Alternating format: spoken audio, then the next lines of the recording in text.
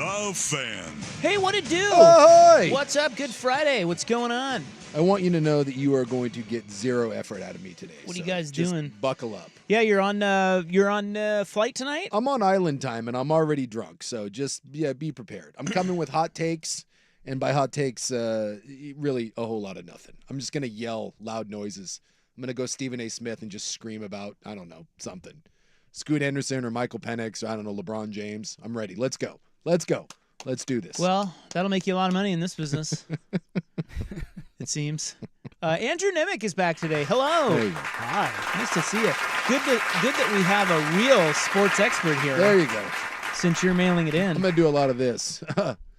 Good answer. Good. I agree. I agree totally. Yeah, absolutely. Yeah, I was gonna say the same thing. The power dynamic in my home has shifted after one appearance on your guys' show. So What I'm happened? very appreciative of that. Well, Your wife finally respects you? no. Oh. Just wait, you were on ice. Couple different things. Okay, fine. I'll stay with you. We talked about gambling on the draft again. So then that whole conversation came Yeah. up again when I got home. Does she understand what I'm saying? No, she's anti See, the it's gambling. so hard to She's anti the gambling. Explain that. And then on top of that, I was the draft gnome because my chair is very low all day. My daughter loves to hear her. She just learned, she's 5. She just learned her last name in case she's lost or anything. So she knows her whole name now. And so when she hears Nemick on the air, she says, that's me. So she likes to listen for a little bit. And you kept calling me the draft gnome. So I came home and she called me draft gnome and gnome and cackled like it was the funniest joke of all time. Does she know what that means? Yes, because there's an episode of Gravity. It's a Disney show, and there's these little gnomes. Gravity Falls? Yes, Oh, yeah. Gravity Falls with the little hats, and Oh, yeah. there's gnomes in that show, and they're like little men. And she called me at one point, "You're a gnome. You're a little man."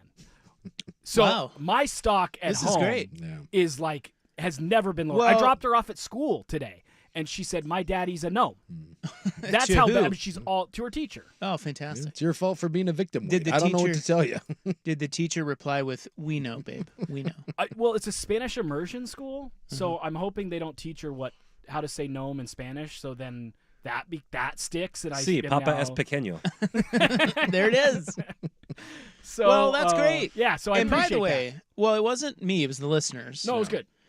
And you are kind of short. I mean, let's chair aside. How tall are you? Like average for like a. No, I'm He's I'm gonna- 5'8". He's squeezed, Yeah. which means I am- 5'7". No, I legitimately am 5'8", but I am. So you're not buying it. But I've never felt weird about being short. Anyone under 5'10", just assume that no matter what they tell you, they're adding like an inch and a half. But I think you know me, and I am the hyper analytical, hyper statistics guy. And Yeah, You seem 5'8". let's get the. I give 5'8" vibes, don't I? Let's get the. Can we measure you? Is that with the man bun or no? Well, if it's on top, on then top? I'm 5'8.5". Samurai knot. I just think if we went flat-footed, I don't think we're getting 5'8". You don't think I think so? you're Kyler Murray, and I think you're trying to stretch that. That neck is going at full length right there. The chair is doing me no favors. I I am lo- once again in tiny chair. I love that you're in the baby chair. That makes me happy. It's good. It's good stuff. Well, It's very weird that there's an NBA game on though. There's an NBA Yeah. playoff game on at 3:00. started very early. It's strange. In- This Indiana, has to Milwaukee. fit for you, though. You said you're already drunk. It's 2:30. Well, now it's 3, obviously. So it's 3:00. There's an NBA game on, and you've already tied one on. Yeah, So if it were 5:30, we'd be right in line. That's true. It's just weird to look up and there's an NBA playoff game happening, and it's we're almost in the second quarter, and it's just after 3. It's a bit strange for me. It's like a summer league tip-off time. Yes, it feels that way. And that's when Tyrese Halliburton and the Pacers really have shined. Summer League Yeah. and play-in Hey, type they're up stuff. by Other 10 than right that- now on Milwaukee, but Middleton's playing on his bum leg. So where are you going? You're going to Saint. Yes, I'm going to Lucia? St. Lucia. Yeah. Yeah. Tonight. Yeah, we got a red eye out of here. So Yes. unfortunately, I am not Yes. drunk yet. But we're You just said you were. Which is it? as far as you know. You're toying with Nemick's little 5-year-old daughter's emotions. I'm 5'8". He's already drunk. Yeah. Lots of We lies. all have our lies. Lots of lies. happening. Well, that's going to be fun. Yes, I'm looking forward to it. I'm excited for you. Can't say I've ever been. I know very little about it, other than it's got Saint in it. And I figure with Jimmy Buffett passing, which was another blow. I lose John Prine, and then I lose Jimmy Buffett. The whole I got you lose them. I lose them. Not the world. The world. Just you. We all. Yeah. Okay. The royal we, the editorial we. Okay. I'm pulling the Buffett. I figured it's an apropos time to go to Saint somewhere. So, it was the cheapest of the Saints that I could find for flights. I literally just started looking at with any place with Saint in the front of it, and I was like, hey, that's a good deal. Lucia it is. How many islands are there with Saint in the name down there? There's a handful. There's like St. Croix, St. Bart's, St. John, St. Thomas, St. Lucia. So there's a bunch of those in the French and U.S. Why was Virgin it the Islands. cheapest to go to St. Lucia? Couldn't tell you. It's just Is it the dumpiest? Actually, I've heard a lot. I had never known anyone that had gone, and I'd looked in the past at going down to that area. And since I picked it, mine was it was the best deal. I was like on Skyscanner, and like I said, I just put in the weeks I want to go. Damian Lillard writhing on the floor in pain. Oh, not good. no. They're already sans Giannis too. Yeah. Giannis Middleton is banged up. He's holding his knee. He's holding his knee. Oh boy. That doesn't look good. Isaac, I count 22 islands with Saint in them. 22. He can't Yeah. even put weight He's on literally it. hopping off the That's- court. And his shoe is off. Oh boy, that's Yeah. It doesn't look good. no, He's in trouble. no, that's all kinds of bad. Well, no reason for Giannis to come back now. Well, Watch Doc quit like mid- right now. mid-game. He's like, I'm out. Deuces. F this. I don't God. deserve this. Has anybody ever seen? Oh, yeah, it's it not, looks not good. Yeah, it's not good. That wasn't just banging knees with someone. His whole knee. Oh. Oh, it's an ankle. Yeah, I think it's his ankle. It 'cause looks like he got stepped on. well, his whole shoe comes. I don't Oh, know it's- what Did he that roll is. his ankle? He's grabbing And his then he's knee. grabbing He's his grabbing knee. his knee.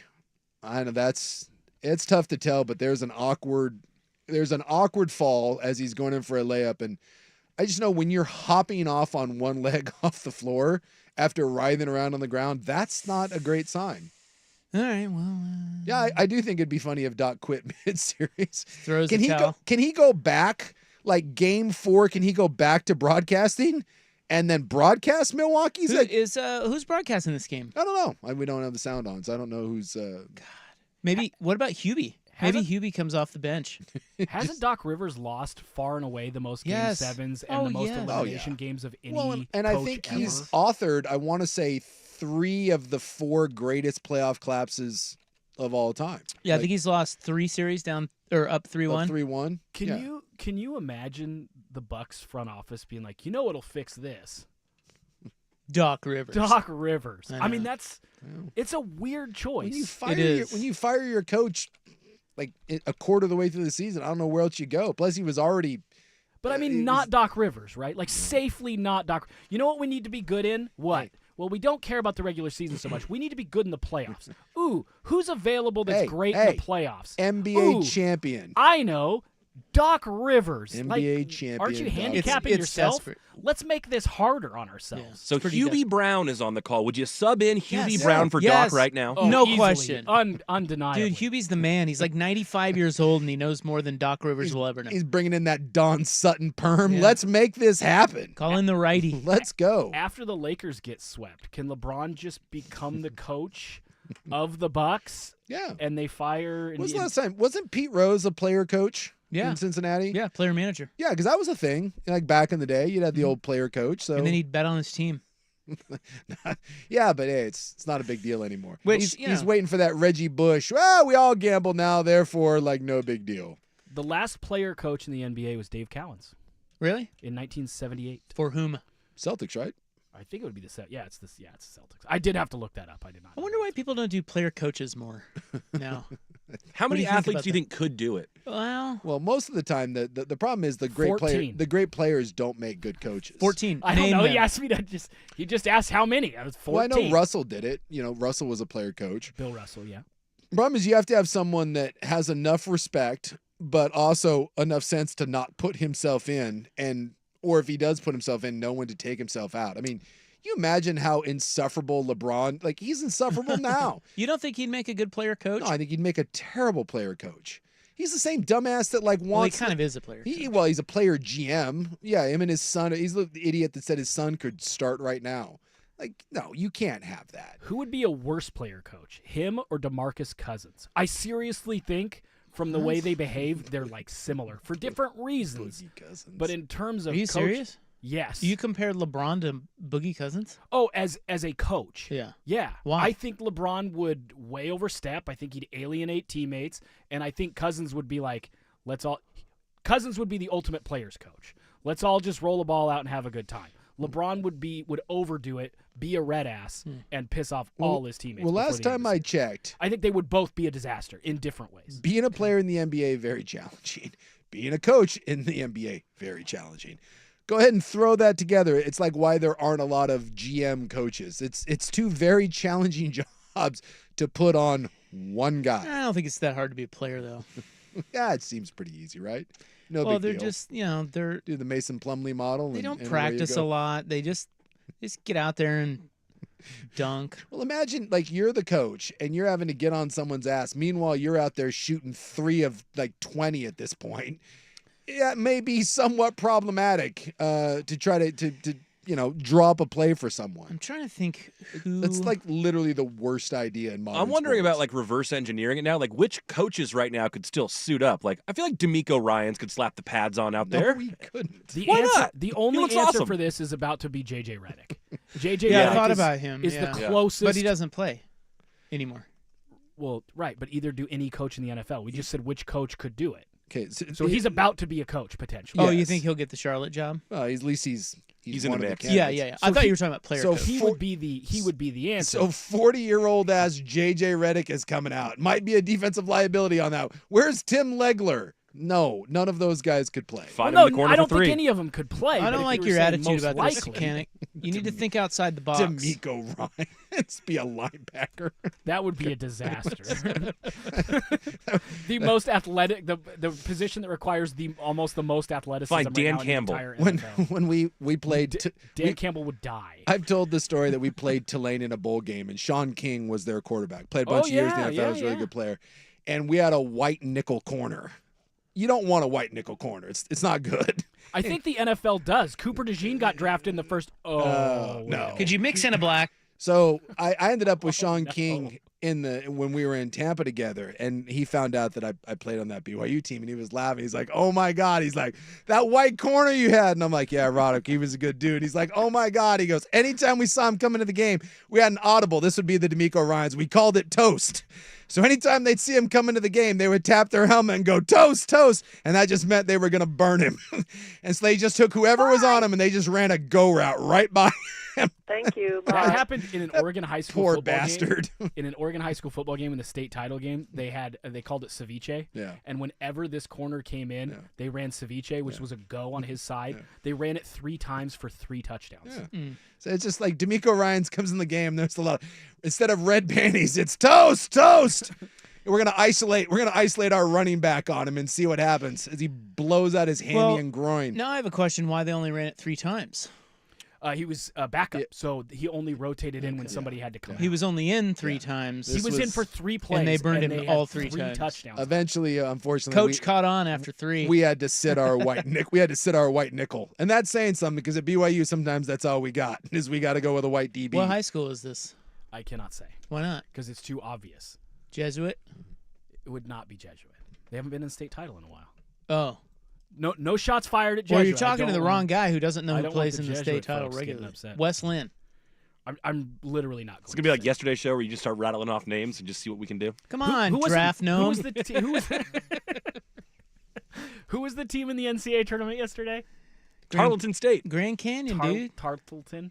Tarleton. Oh, there you go. All right. The show's already off the rails. I blame Sukanik. Well, I'm half drunk. Don't blame me. I gave you a fair warning about what was going to happen on today's program.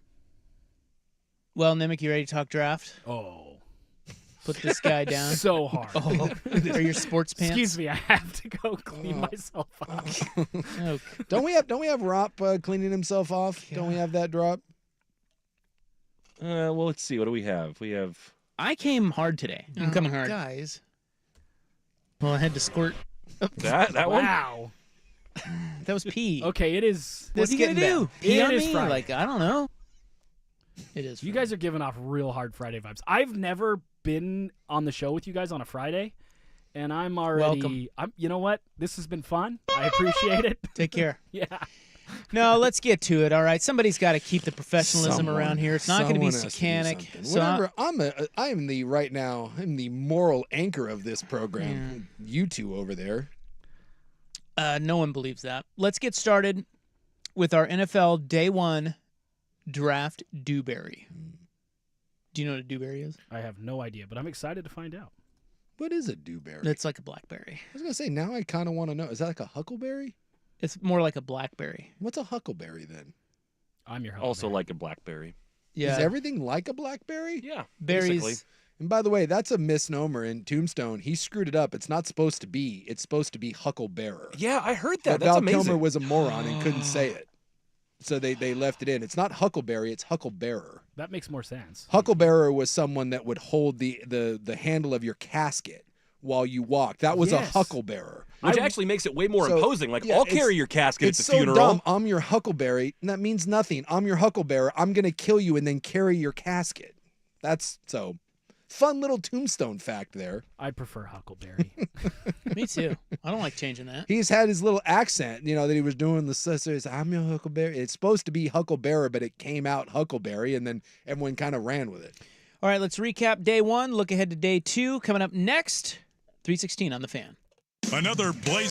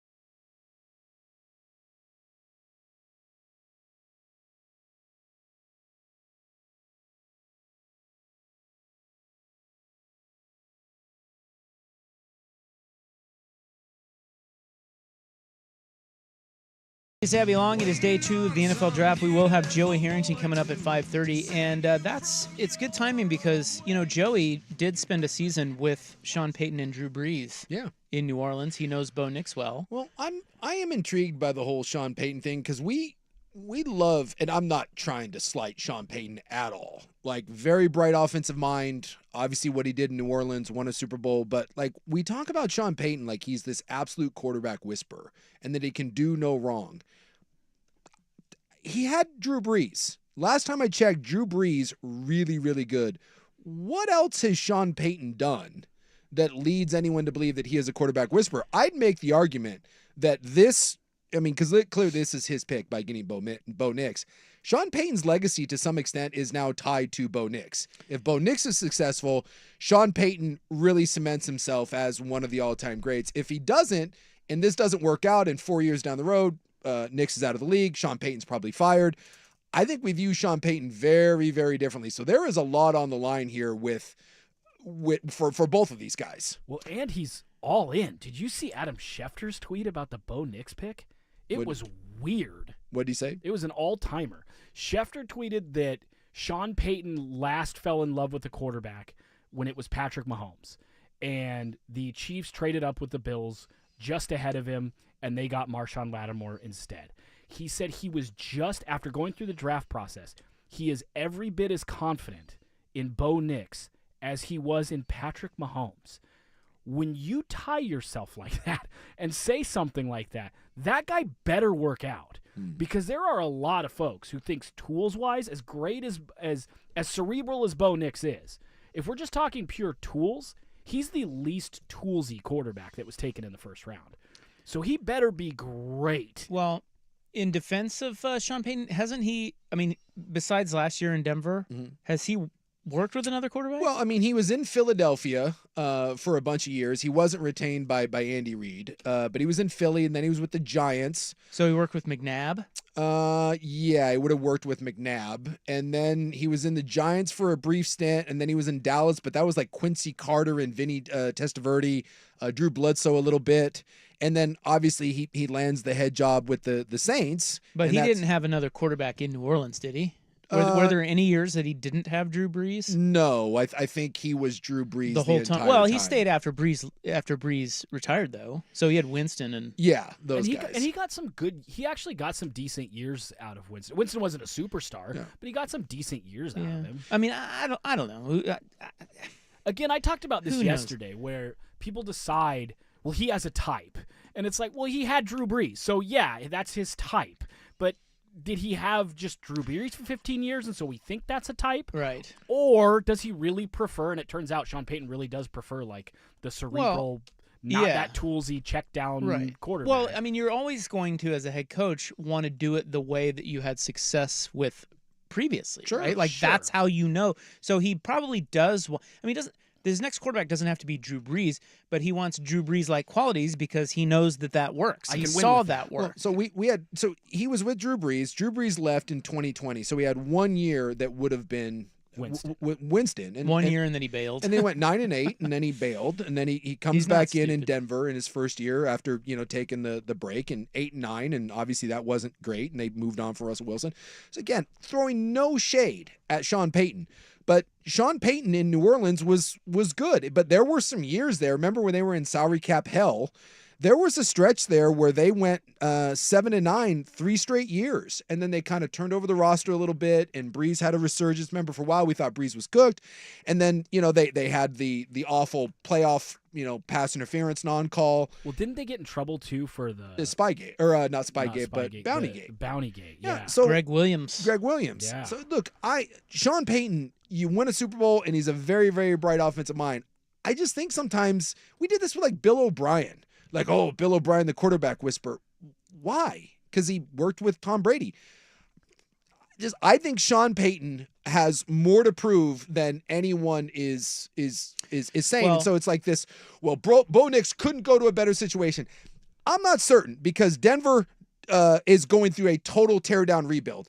you look at what they let go, right? From they got rid of Jerry Jeudy, right? They didn't make any effort to re-sign Cushenberry. Garrett Bowles people think this is his last year. They let go of Simmons, their best defensive player.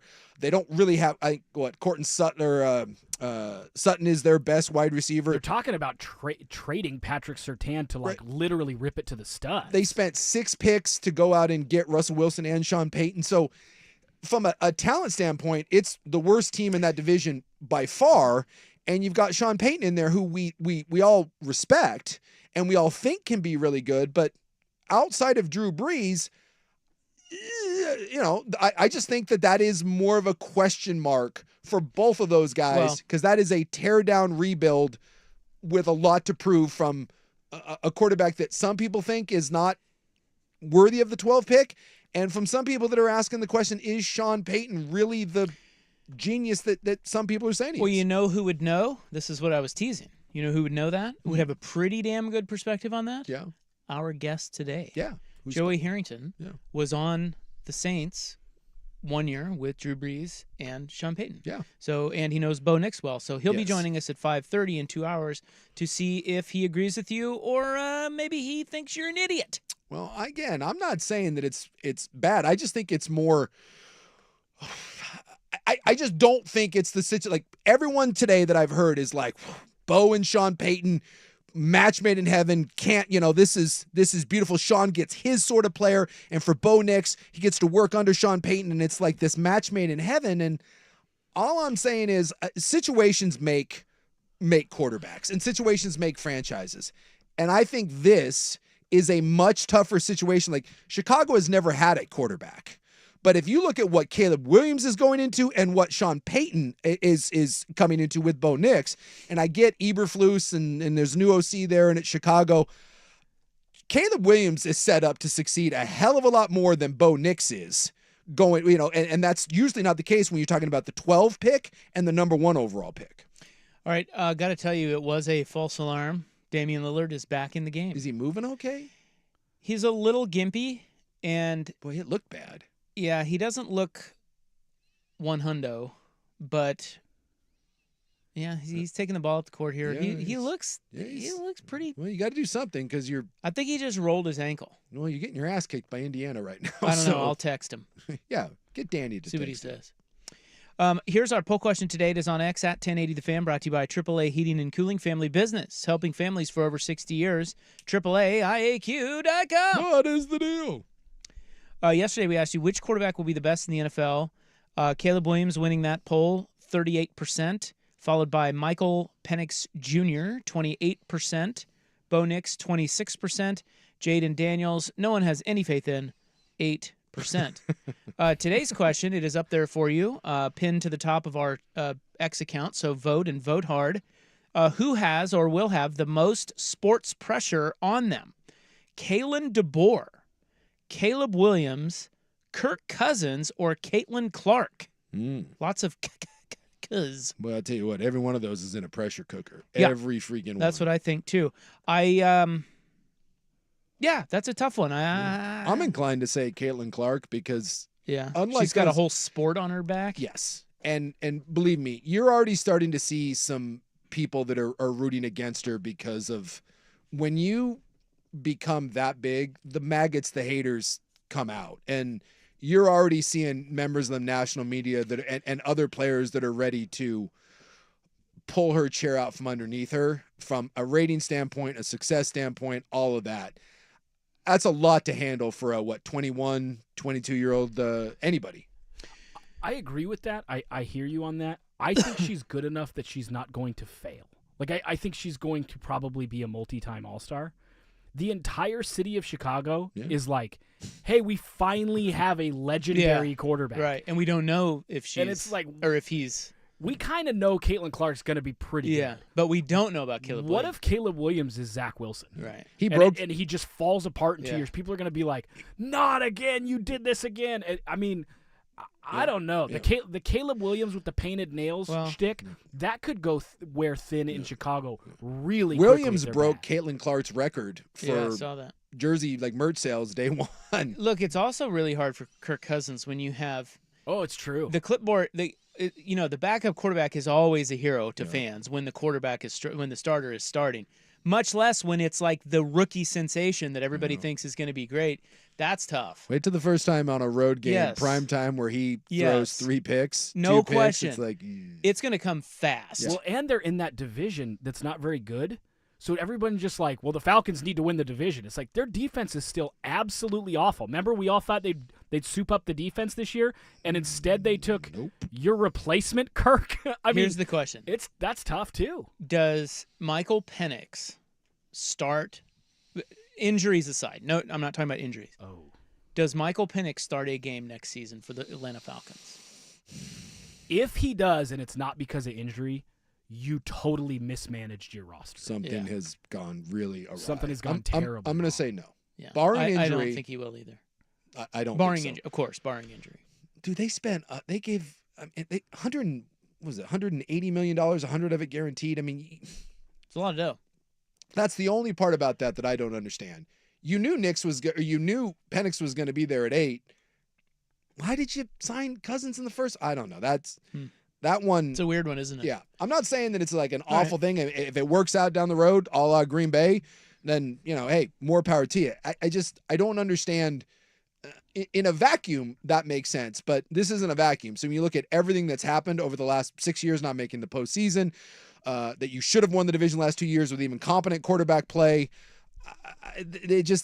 when you look at the totality of what they're doing as a franchise, the Penix pick made no sense. In fact, it's probably the biggest what happened moment in the last 10 years of the draft. Did you hear Terry Fontenot's quote about it? And Yes. he's the Falcons he said, GM. even if Penix doesn't play for 4 or 5 years, it's okay because that means we're doing really well at quarterback. Hey, dude, there are 21 other starters on your team. You could beef up any of those 21 other spots rather than, in a good scenario, as he put it, you can have Penix not play for 4 or 5 years. How about take an edge rusher, dude? Yeah. Like, really, your justification is even if Penix doesn't play for 4 or 5 years, it means we're doing good? That's not how football works. All right, let's get to a day one recap with Andrew Nimick. Who does he think had the best picks yesterday? And then we'll look ahead to round 2 coming up, which starts in about 25 minutes here on The Fan. It is 3:34. Let's go to Ryan Buckley, sports. This is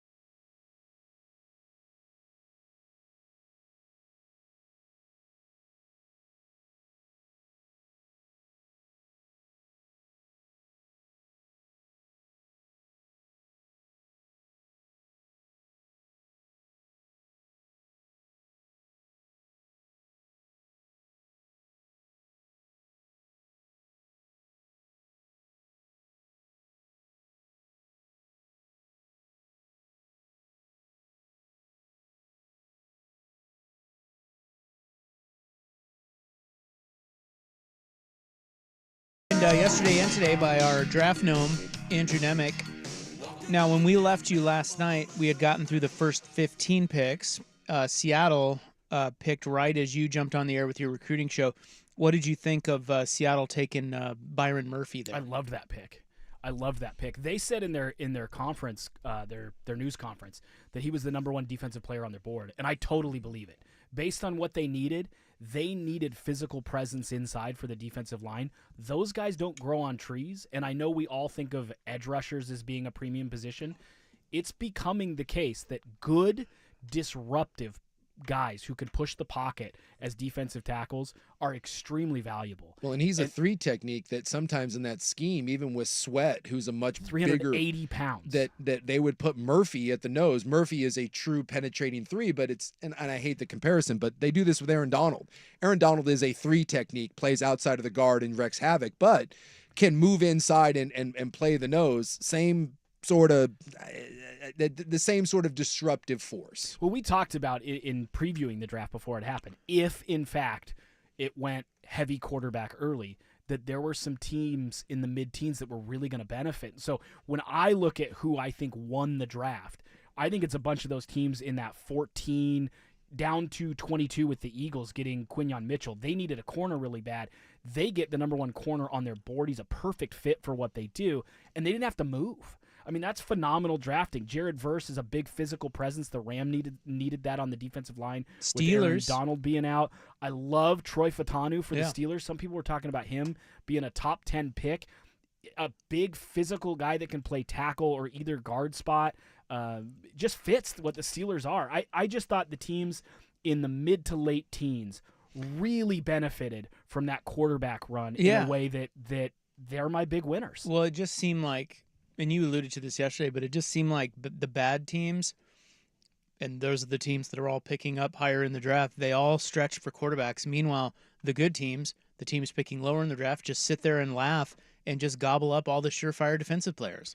Like, I mean, it's amazing how this continues to happen, where it just bad teams stretch and stretch and stretch to try to get their franchise quarterback. Meanwhile, all these good players, like you said, Philly, Pittsburgh, Seattle, they're just sitting there going, God, this is too easy. Yeah, and there was some question with Seattle because I don't believe they have a second-round pick.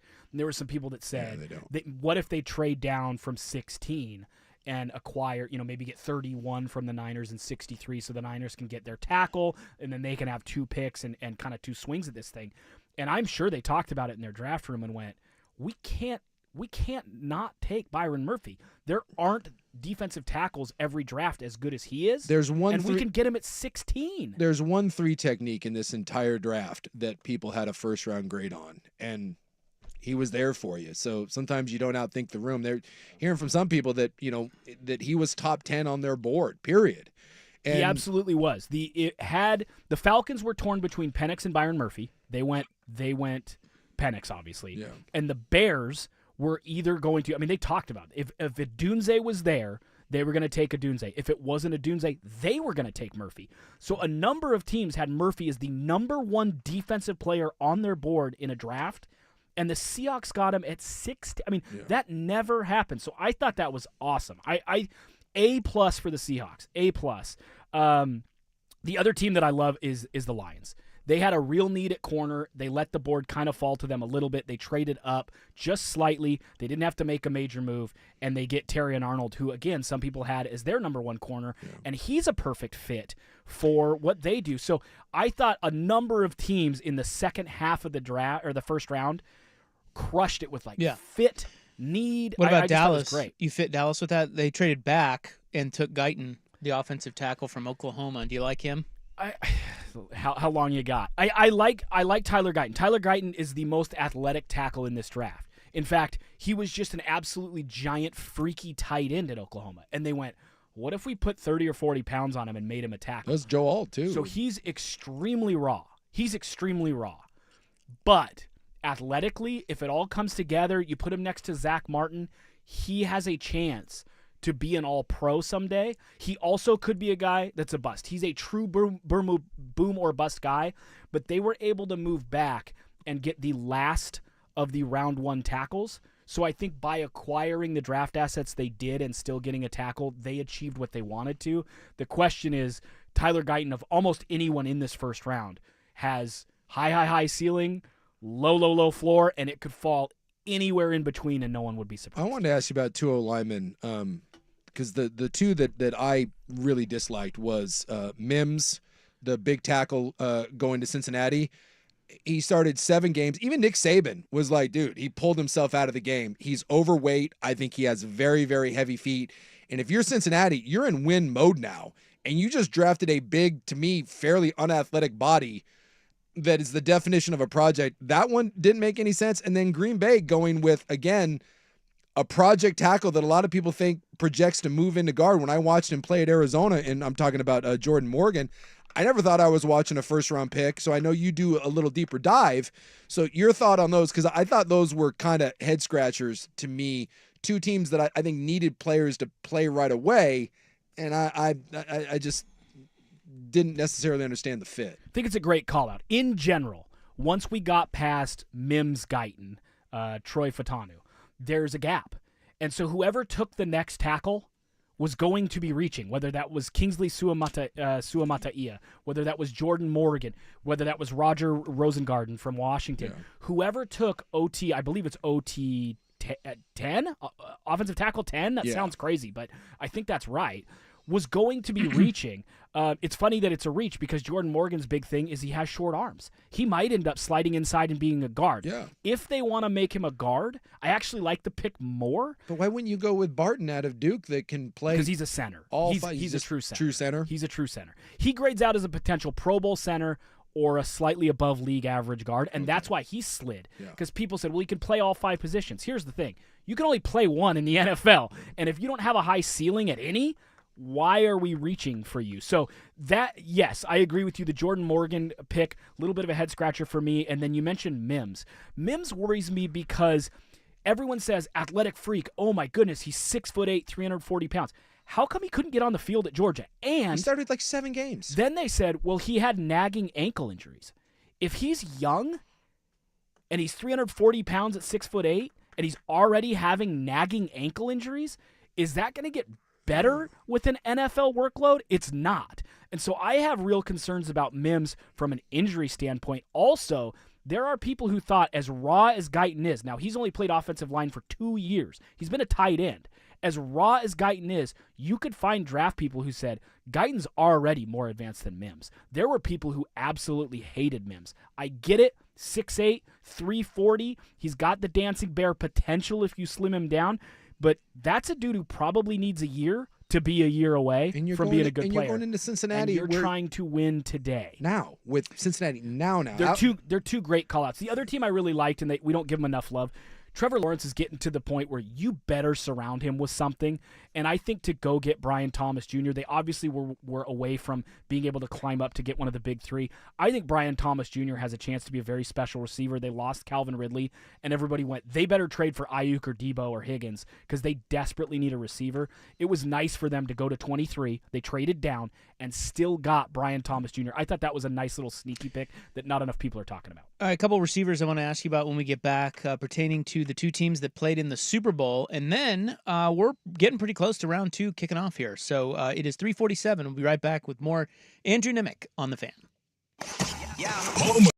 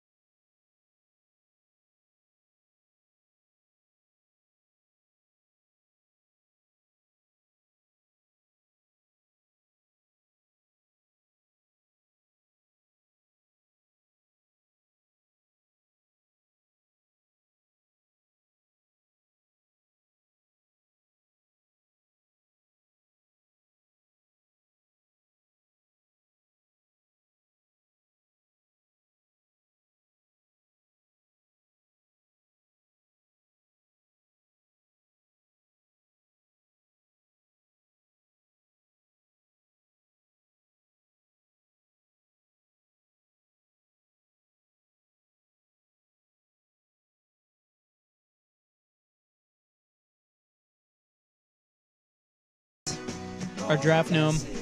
2 receivers I wanted to ask you about went late in the first round. What did you think of the Chiefs taking Xavier Worthy, and then your Niners with Ricky Pearsall? It has to be the end of someone in San Francisco. I know that people are going to think I'm making this up, but can confirm. Before we came in yesterday, I told him I want Ricky Pearsall for the Niners. And that's who they took. This is true. He said, and he hoped that they could get him in the second round, but it appears after the Niners drafted him, there were other teams that were probably going to draft him before it could get back to the Niners. So that was the guy Nemec wanted. I wanted them to trade to like 36, 37 and take Ricky Pearsall.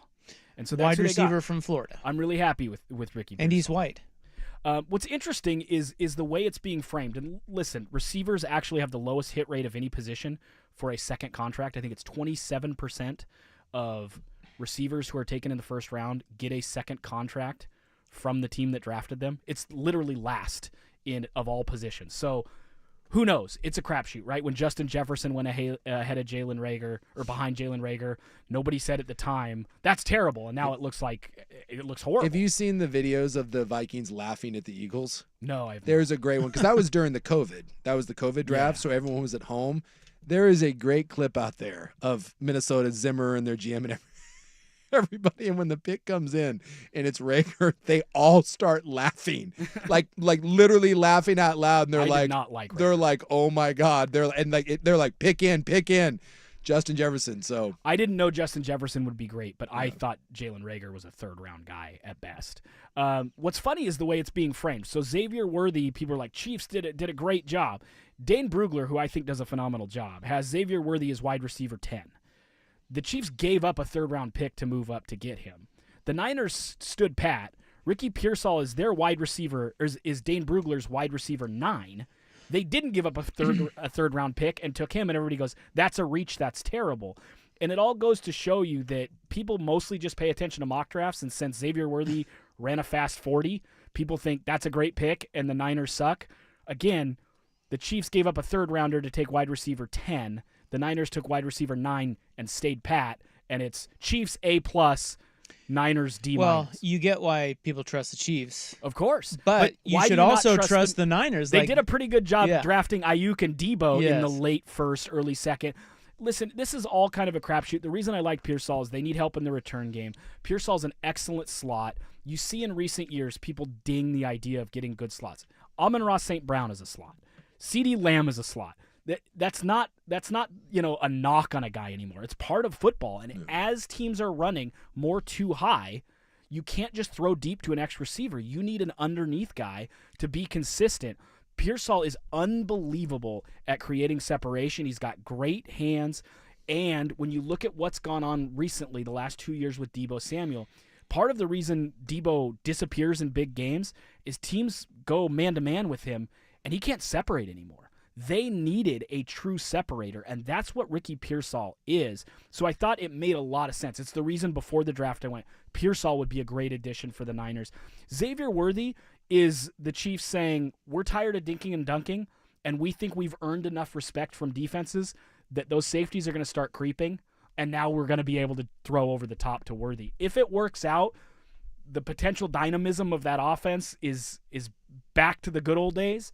But Worthy fights the ball. He doesn't have great hands. He's unbelievably fast, but he's like 160-something pounds, and it's great when you're fast. But if you ever get caught and you get hit, he might have injury issues because he's so small. So it'll be interesting. The potential of Worthy is really fascinating, but in reality, it'll be interesting to see how teams handle that and if he really can be that impactful. I mean, slot receivers, by the way, even some of the very best, when Devontae Adams is at his best since he's been to Vegas, it's been in the slot.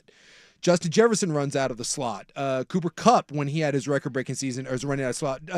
Tyreek Hill. You can even go back to like Larry Fitzgerald was in the slot. So we've been doing this for a whole generation of receivers now, and people still want to take shots at he's a slot. That's why slot corner has been, or the nickel corner has become such a big deal, is that this is Travis Kelce. And a lot of these tight ends now are dominating from the slot. We have got to stop the narrative that somehow your slot receiver and your slot or nickel corner is like a an afterthought. Like, well, we've got our outside receiver and we've got our starting corner, so yeah, we'll throw that. It's just not the case anymore.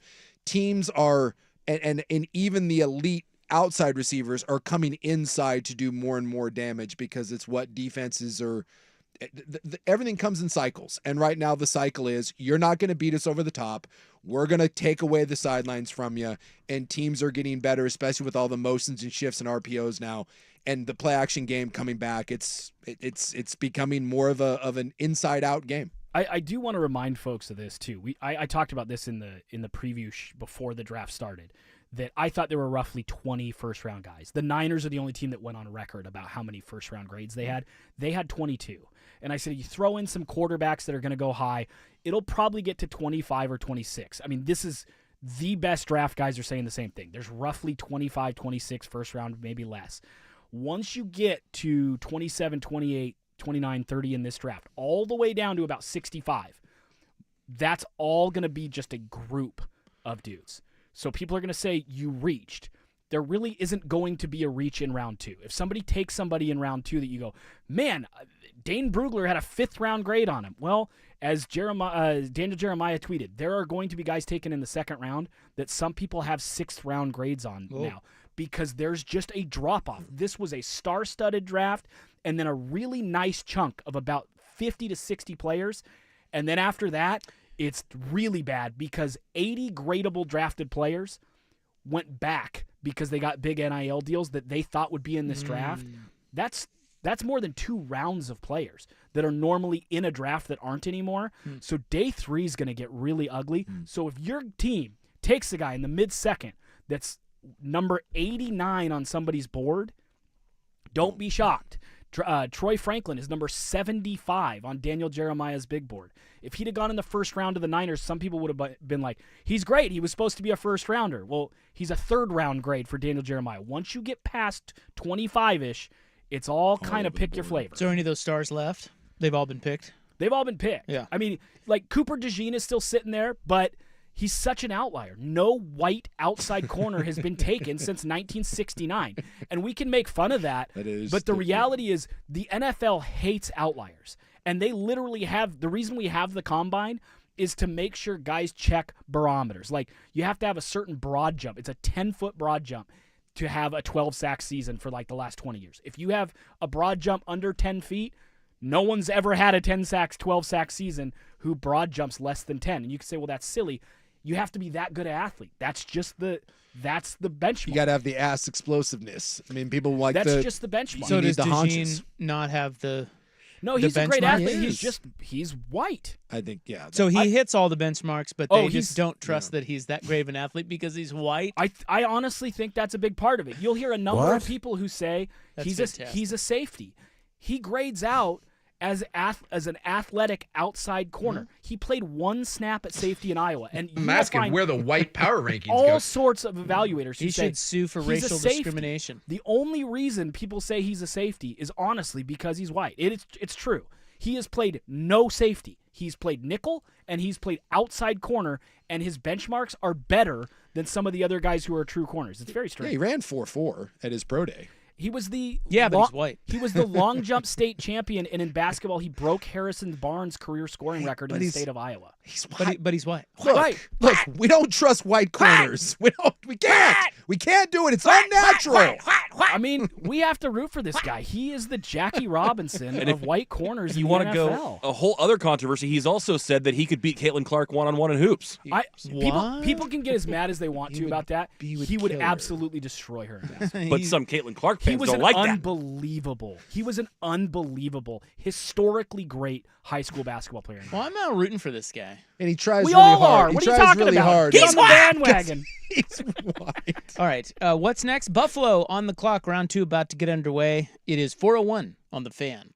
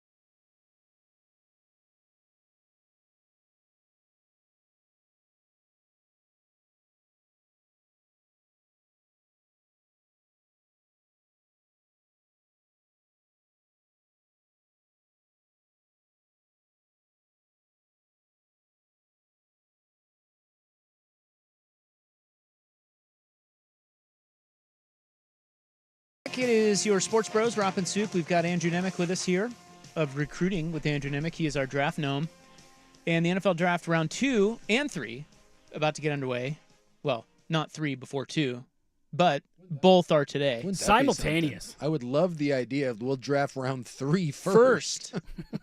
Unbelievable. That'd be a nice twist. The only weird part about these is now we get all the randos that come up and make the picks. And, You don't like that? well, no. I find it weird. I don't remember who it was, but, like, I get why they do it, but, like, they brought up the family of the soldier that died. Mm-hmm. And I find that so weird where they're like, their son, brother, father was tragically killed, and now here they are. And then, like, they just, it's so awkward. With the 89th pick. Yeah, and here's a football pick. Yeah, right? It is just, weird. It's, and maybe for that family, it's a great healing moment. It's just for me as a viewer. And then they're like, their brother died, and everyone's like, Yeah. why are we? Well, and truly, as it's bad as so it sounds, strange. nobody cares. I mean, not to be that guy, but nobody cares. Yeah, it's Everyone just- wants to know who, Well- like the guy in the face paint with the sea, or the guy with the bear hat and the bear claws on. He's like, oh man, okay, serious moment. Okay, who am I Bears Well, picking? but I think they use it to highlight, like, I think with the Chiefs, was it the Chiefs one? The kid that made the pick, it was the son. Was it the Chiefs pick last night? I don't remember who. I was Yeah, it was watching the it. Chiefs pick that did the kidney transplant or the liver transplant. Oh, that's or what it something was. like that. I think they use it to kind of highlight some of the programs that Yeah. help people like that. oh no, which is they good. definitely do. But It's all outrage. It is a little. I mean, I just find it. I find it odd because they do it like at all sporting events. They do it like at the Blazer game where they're like, they're like the widow of something or other, and then they just look at her and she has just this, and then there's like a kid involved, and he just looks just gaunt in the face, and you're like, hey, your dad's dead, but here's your face on a jumbotron and a signed team pennant. It's just weird for me. The reason it stands out more in the draft is when you do that at a Blazer game, it's kind of a one-off. Yeah. When you do that for like 65 picks in a row, and it's like the 63rd soldier's widow, you kind of go, okay, okay. Can we just? Okay. Can we not? God, there's a lot of people there again today. Look at that. Yeah. By the way, I talked to Meatball. He's on his way back. Mm-hmm. He was there yesterday. He said, I said, what'd you think? He said, yeah, that's cool, but he's like, one and done. Yeah. Don't need to do that No again. one does it twice. No one does it Oh, twice. I beg to differ. Bear paw guy? Yeah. The guy that's got whiskers on his face, dude, that guy's doing it more than once. The Bills are first up in round 2 because they made a couple trades to get out of. They didn't even make a first round pick. No, they did No, not. and they acquired serious assets, and there's still some good receivers on the board, so it'll be interesting to see what they do. And that's the thing is they have to address the receiver need. But I've heard a bunch of people that think that they'll be shopping this pick because this is one that a lot of people want to move up to this pick because this is essentially a first round pick, and so that the Bills may be. Yeah, but Nemec is telling us there are no first rounders left. So why would Well, by rule, there were 32, and they're all drafted now. Well, I know, but you know what I'm saying. Like, there's no like glaring player. There is no true. The Bills blue. aren't There is like no true blue. Yeah. It's pick your flavor. mean, And receiver. so, but this is my point with the Bills and why people are saying that if you're the Bills and people want to move up, let's say another team had a guy ranked as the 24th best player and he's there at 33 now. And if you're the Bills and you're like, hey, we don't think there's a big difference between 33, 39, 49, exactly. and you're the Bills and you Make another trade. Make another trade. Just Yep. keep moving back and accumulate picks because there are a lot of teams at this point, as what Nemec was saying, they feel like they can get a guy at 33 and they can get the same quality guy 2 rounds later. This is where some teams like to acquire picks and now just do the shotgun burst where you're throwing darts and getting guys that you like that maybe don't necessarily fit other squads, but they fit your needs and you get more of them. Right, and you could really easily look at this and say, we like Ladd McConkey, we like Troy Franklin, we like Keon Coleman. Let's trade back until there's one of them left, Yeah. and then we'll pick, but we'll add 2/3, a fourth, and a fifth by doing it. And there are teams that are going to play the board that way. The problem is everyone knows there aren't a ton of first-round caliber talents right But, now, like, Cooper so it did- might be hard to get a team to trade. But Cooper DeJean is like he is a legitimate first round graded guy. I don't have you. He's white. He is white. But like if you've got a squad that thinks they can get a what some people thought was a top 20 player in this draft and a corner, even though he's white, that may be someone that's willing to move up now and think you're getting great value with an all-American elite cornerback that checks all the boxes except for that he's white, and you're getting him at 32. So you might see some more movement here in the second round as people try to acquire more picks. I'm amazed that neither of you have brought up Xavier Leggett's interview yet today. I haven't seen it. Oh, The receiver out of South Carolina? But can you get is it possible to get the audio? I know you can't do it like this second, but can you get the audio at some point today? I can get whatever audio you'd like. Xavier Leggett is the most Southern person who's ever been Southern in the history of being Southern. I didn't see that, but I have heard him talk before. Holy It's moly. foghorn, leghorn He type went to stuff. South Carolina? South Carolina. And he went to what team? The Carolina Panthers. Carolina, He will not move. He was high school in Carolina, Yeah. college in Carolina, and now he's getting drafted And by he is Carolina. Heat country. It is going to be difficult to transcribe his quotes. Yeah. Oh. Legitimately. All right. It's great. I want to hear it. I kind of wanted him for the Niners because of the way he is. Put him in San Francisco. I mean, it's just perfect, right? Yeah. Culture shock. You want his He's pro day exactly- audio? No, his interview when they asked him about how he felt about Carolina being But drafted by Carolina. when you hear him talk, no matter what it is, it will shock you. Yeah, it's jarring. I didn't Really? hear last Yes. night. Yeah, I'm going to be it's- shocked. I think it's jarring.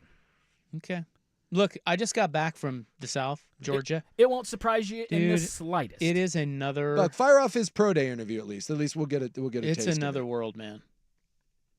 On the fan. Sports. Well, we don't have to. I love sports. So Wait, Buffalo.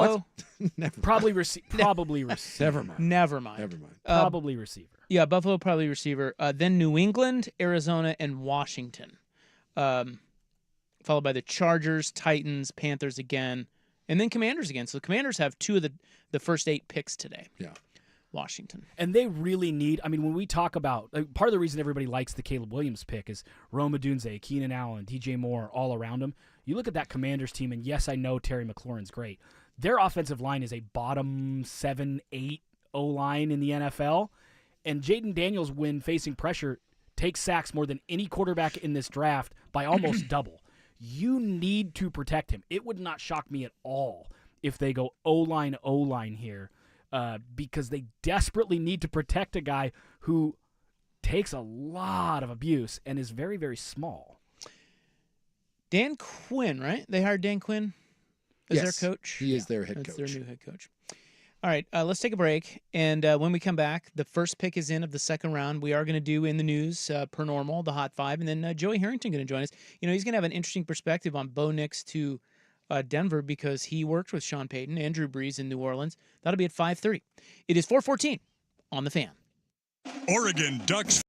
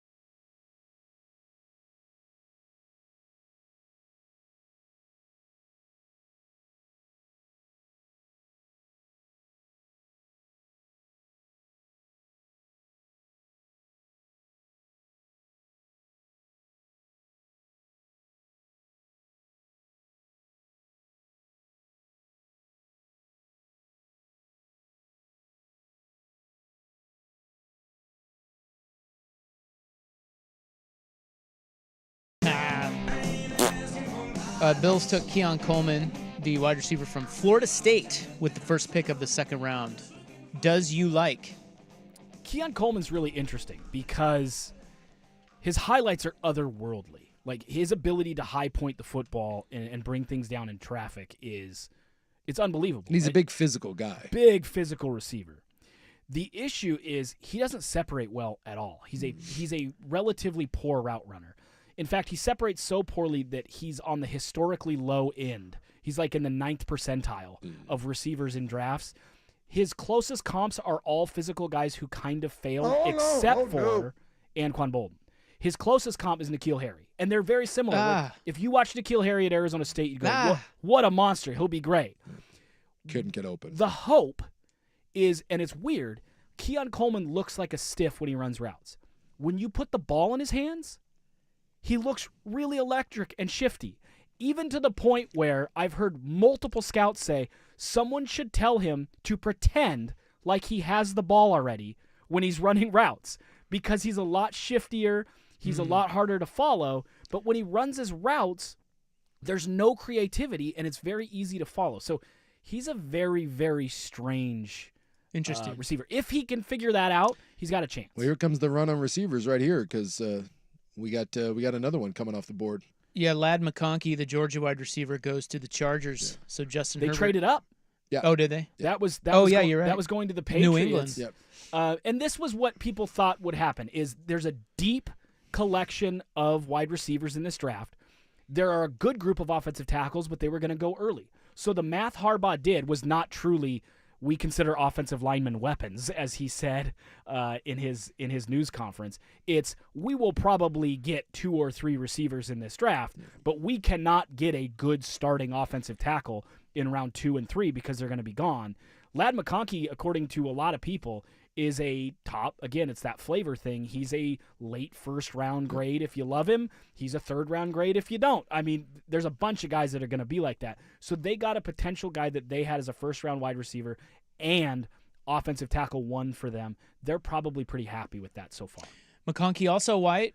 Yeah. Just need to point that out. Put Cooper, by the way, Cooper DeJean, still on the available list. He is the ESPN #1 available player, but it's different. White receivers we can get down with, but the white corner, so you just don't see it. So the Patriots drop back 3 spots. So Arizona's on the clock, then Washington, then New England.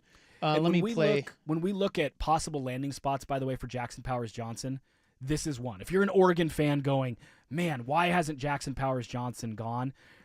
They need a center, and he fits what they do. This could very easily be his landing spot. I've got Leggett audio here. Would you like to hear Leggett? I came across so much of it, I needed to clip all of it. It's excellent. I cannot stop listening to this guy talk. Xavier Leggett, Yeah. wide receiver, South Carolina, Yeah. now with the Carolina Panthers. Here was his draft day presser. So you woke up a Carolina Panther this morning. Did you have to pinch yourself a little bit? Oh no, man. I woke up ready, man. I got a call right after I got dressed. They was coming to pick me up at 9:30 in the morning. I told them I'm going to be ready.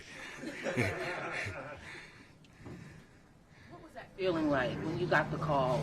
Because I saw the emotion in your face in the video, but what were those emotions? Overly excited, man, whole time, and I really trying to hold my tears in for real, man. I told my folks I wasn't going to cry. I was trying to be a tough guy, but man, I was really over excited. Wow. And remember, I love it. He's from Carolina. This is like when Ed Ogeron became the coach at Louisiana, and the I'm not Fouche. going to have that raffle saw the Fouche who would never got past #1. It's the same thing. It's a perfect fit. It's the polar opposite of Brian Kelly at LSU. Yes. It's the polar opposite. Yes. She's like, why or is Dusty suddenly Yes. doing a Brian Kelly. And now he's staying in Carolina. Freaking fantastic. Man, I'll be right down the road. It'll be a little easier for my family to come watch me play, so that'll be great. That's just them telling me that they want me on their team, man. A lot of coaches came and hollered at me before and after this process here, man. A lot of them, man, they say they got a buzz in their facility for me, man. So that was his pro day. He sounds different there. Yeah, it seems a little That more. sounded a little. Yeah, it's a little more clear. Maybe he was housed. Might have been, but that presser, like, if you're the reporter and you're like, I don't know if we can quote him accurately. Right. Why? Did he swear? He might have. I have no idea. Yeah, I couldn't really tell. Here's Senior Bowl. Let's see which Let's see what this sounds like. What would you say are the best parts of your game that help you get into the end zone so often? Oh, man, I'd say the deep ball, man. But I really feel like any way that I get the ball in my hand, I could get it to that end zone. Oh, he's great. Yeah. He's from a town in South Carolina named Mullins, and there is a grand total of 4,000 people. I mean, he is a small-time country boy who is a hell of a receiver, and it's just perfect that he gets to stay in Carolina. And I hope they embrace him and that he just becomes a media sensation. You know he's going to sponsor Pancake House or something. Is going to just throw a bag. Waffle House. Excuse me. Yes, is going to just throw a bag at him. To be a spokesperson. There's one other piece of audio while we wait to see what the Falcons traded up. Arizona traded back. Interesting. So here come the Falcons. So let's see. I'm kind of thinking here maybe Quarterback, Spencer probably. Rattler. Go further down the road. Pick a defensive player, for God's sakes, Atlanta. Twitter's saying it's the defensive tackle out of Clemson that they're going to pick. Rook? That one. Row. Is that his name? Yes. I want to hear Leggett pronounce. His name I want is him on the call. Row. Yes. Well, I don't think you can draft him just off of that alone. He's kind of good, man. He's kind of good. I don't know a whole lot about him. I haven't seen him. Yeah, who's this guy? 6'4", 300-pound defensive tackle out of Clemson. Row. Athleticism for his size. If you're projecting a guy who could develop in 2 or 3 years down the road, have similar strength, similar ability to Byron Murphy, that's probably the guy you'd pick. The ceiling's high. He's raw.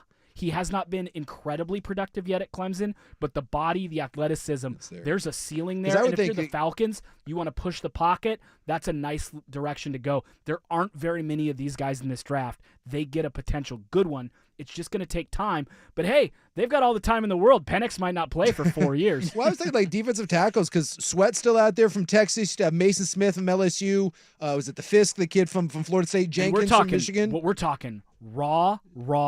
Leonard Taylor, raw. Mason Smith, raw. Yeah. DeAndre Sweat might be in big trouble and also just too dumpy heavy, and too heavy and maybe raw. So this goes back to your theory on just flavor. You're taking all projects and you think this is the best moldable project. I think it fits what they do. And again, we talked about this, that there are going to be teams that think we can trade back. This is an easy trade back spot for us. And other teams are going to say, as you mentioned, let's get our guy. We want a certain defensive lineman. Of the defensive linemen left, I think he's the most ready right now with a ceiling on him. Chris Jenkins is a little bit undersized. I think he's a great run defender. I don't think he'll ever push the pocket. Ruka Row can push the pocket and also be a plus run defender right now. I think it's fun to say his name. Dude, that name is unbelievable. And it's spelled like, now I'm looking at the spelling. I would say it's Orhoro. And I thought it was Orhoro. Oh, there you go. No, Orhoro. Ahoy, hoy. I'm 100% sure that's right, but it does Orhoro. look not that way. Wow. And I was so excited to say his name on day 2. Because I thought Rop would just have a lot of fun with Ruka Row. Yeah, row. That is it. Row your boat. Row your boat. So I have one more piece of audio real quick. This was funny, I thought. Brian Thomas Jr., the wide receiver from LSU, he gets drafted, and of course they have the lady on the mic going in the back room there, and they talk to his parents. It's awesome. That's all I can tell you. It's awesome. It's an awesome feeling. Sandra, how far has this family come? We came from Baton Rouge, Louisiana. How about that? They were fishing there. They were. What were they fishing for? What's the tragedy story? But what's the story? Are they a Katrina family? Maybe. Dude, I don't know. Why would you say that? Because you just see jerk. They're fishing for. They're fishing for the tragedy. Well, something the happened. Tragedy porn. She was stuff. trying to tear up to talk about it, right? But she wasn't taking the bait. They've got to stop doing that with could you please talk about how your brother died? And also congrats on being the number 15. Do we really need to see, here's my question. Do we really need to see tears that bad? That we need to be that weird about the way your dad's in prison. How do you think they do that stuff? Your dad's in prison. How do you think he'd feel about you being the number 20 pick? I mean, I don't get why we feel a need to do that. I just don't get that. I don't get that. It's the same thing as this, soldier's widow is up here to announce the line. Why do we need to make people cry? They're trying to make people who don't already care. Like, I mean, us, the Yeah. football fans, are already watching. If they think they have some stories, especially later, that's going to hold an audience, Well, I just it's know- to appeal to Is the it? masses. Well, 'Cause he's, I don't think- he's from Louisiana. That's the reason why. Like, he's from Louisiana, went to LSU, so I thought maybe they were. You know, No, 'cause I- we've seen. I get why you We've said it. seen I'm that giving you a hard before, time. like with families that have been displaced and moved around. His family went through something. I'm trying to see if I could find it anywhere, but so far I haven't seen anything. Yeah, the follow-up question was, when you think about the journey that you've been on together, what does tonight mean to you? That's what she followed up with. Yeah, so something. What was the answer? She said, it means the world. It's amazing. I'm so grateful to God. I'm so happy for him, she's and not- we are so proud of him. She's not buying this crap. We ain't doing this, Yeah. lady. And by the way, I love that. Yeah. I love that someone's like, dude, you are not going to use our backstory as some sort of victim porn, you know, for your broadcast. Can you imagine? I mean, like when I was a kid, my brother died. You know, Sue, not to, but your wife, Pat. I mean, can you imagine if something good happened to us and on stage they were drives like, me crazy. how do you feel about the fact that you've succeeded after you have a dead brother? I'd be like, what's wrong with you? I had a chance to meet Marcus Luttrell once, the Navy SEAL that was the inspiration behind Lone Survivor. I mean, inspiration was his story, right? The Mark Wahlberg movie. Super nice guy. I had a chance to meet him once at a speaking engagement, and I was talking to him, and we were talking about football. He's a big football guy. So we were talking about football, and he kind of alluded to the fact. He said, I appreciate we just were talking about football. And I was like, yeah. I was like, no big deal. And he goes, you don't know what it's like that every single person you meet, and if you don't know his story, it's horrid. I mean, like buddies killed in front of him, like the worst thing you can imagine. That's all he ever gets to talk about. Yeah, he says every stranger that I meet only wants to talk to me about the worst day of my life, a day that you can't comprehend. And I was like, oh yeah, yeah. I was like, let's just go back to talking about the Dallas Cowboys. Hey, Nimmick, congratulations on being drafted by the Kansas City Chiefs. And what are your thoughts on the Holocaust? Right, yeah. Just don't ask that to Aaron Rodgers. He might be like, well, it's the Holocaust. There's two sides to every story, and, let's not rush to any sort of judgment. I feel like it was all a plot on the part of the U.S. government and Anthony Fauci's great-grandfather. All right, Washington is on the clock. Then New England and Tennessee. Round 2 continues. We'll get you updated on those picks, but we'll also do In the News coming up next. It is 4:32. Here's Buck. This is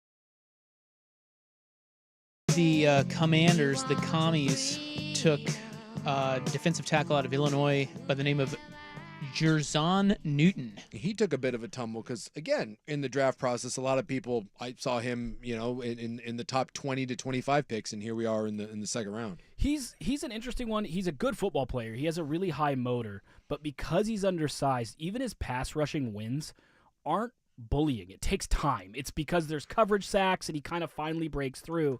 And then as a run stuffer, he actually is a gambler. He shoots gaps. And so he has some plays where they run right off of his tail because he overshot. And he also has plays where he hits the running back and the quarterback kind of at the same time because he was successful shooting his gap. So he's kind of an all or nothing run defender. So there's big good, big bad.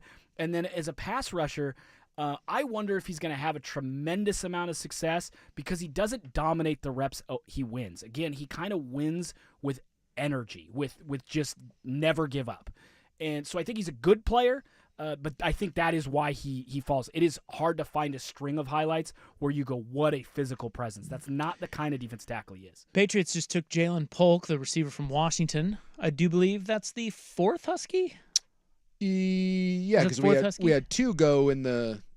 they had a lineman. Yeah, they had two went back-to-back. So, that's fourth because we had a Dunze and Penix.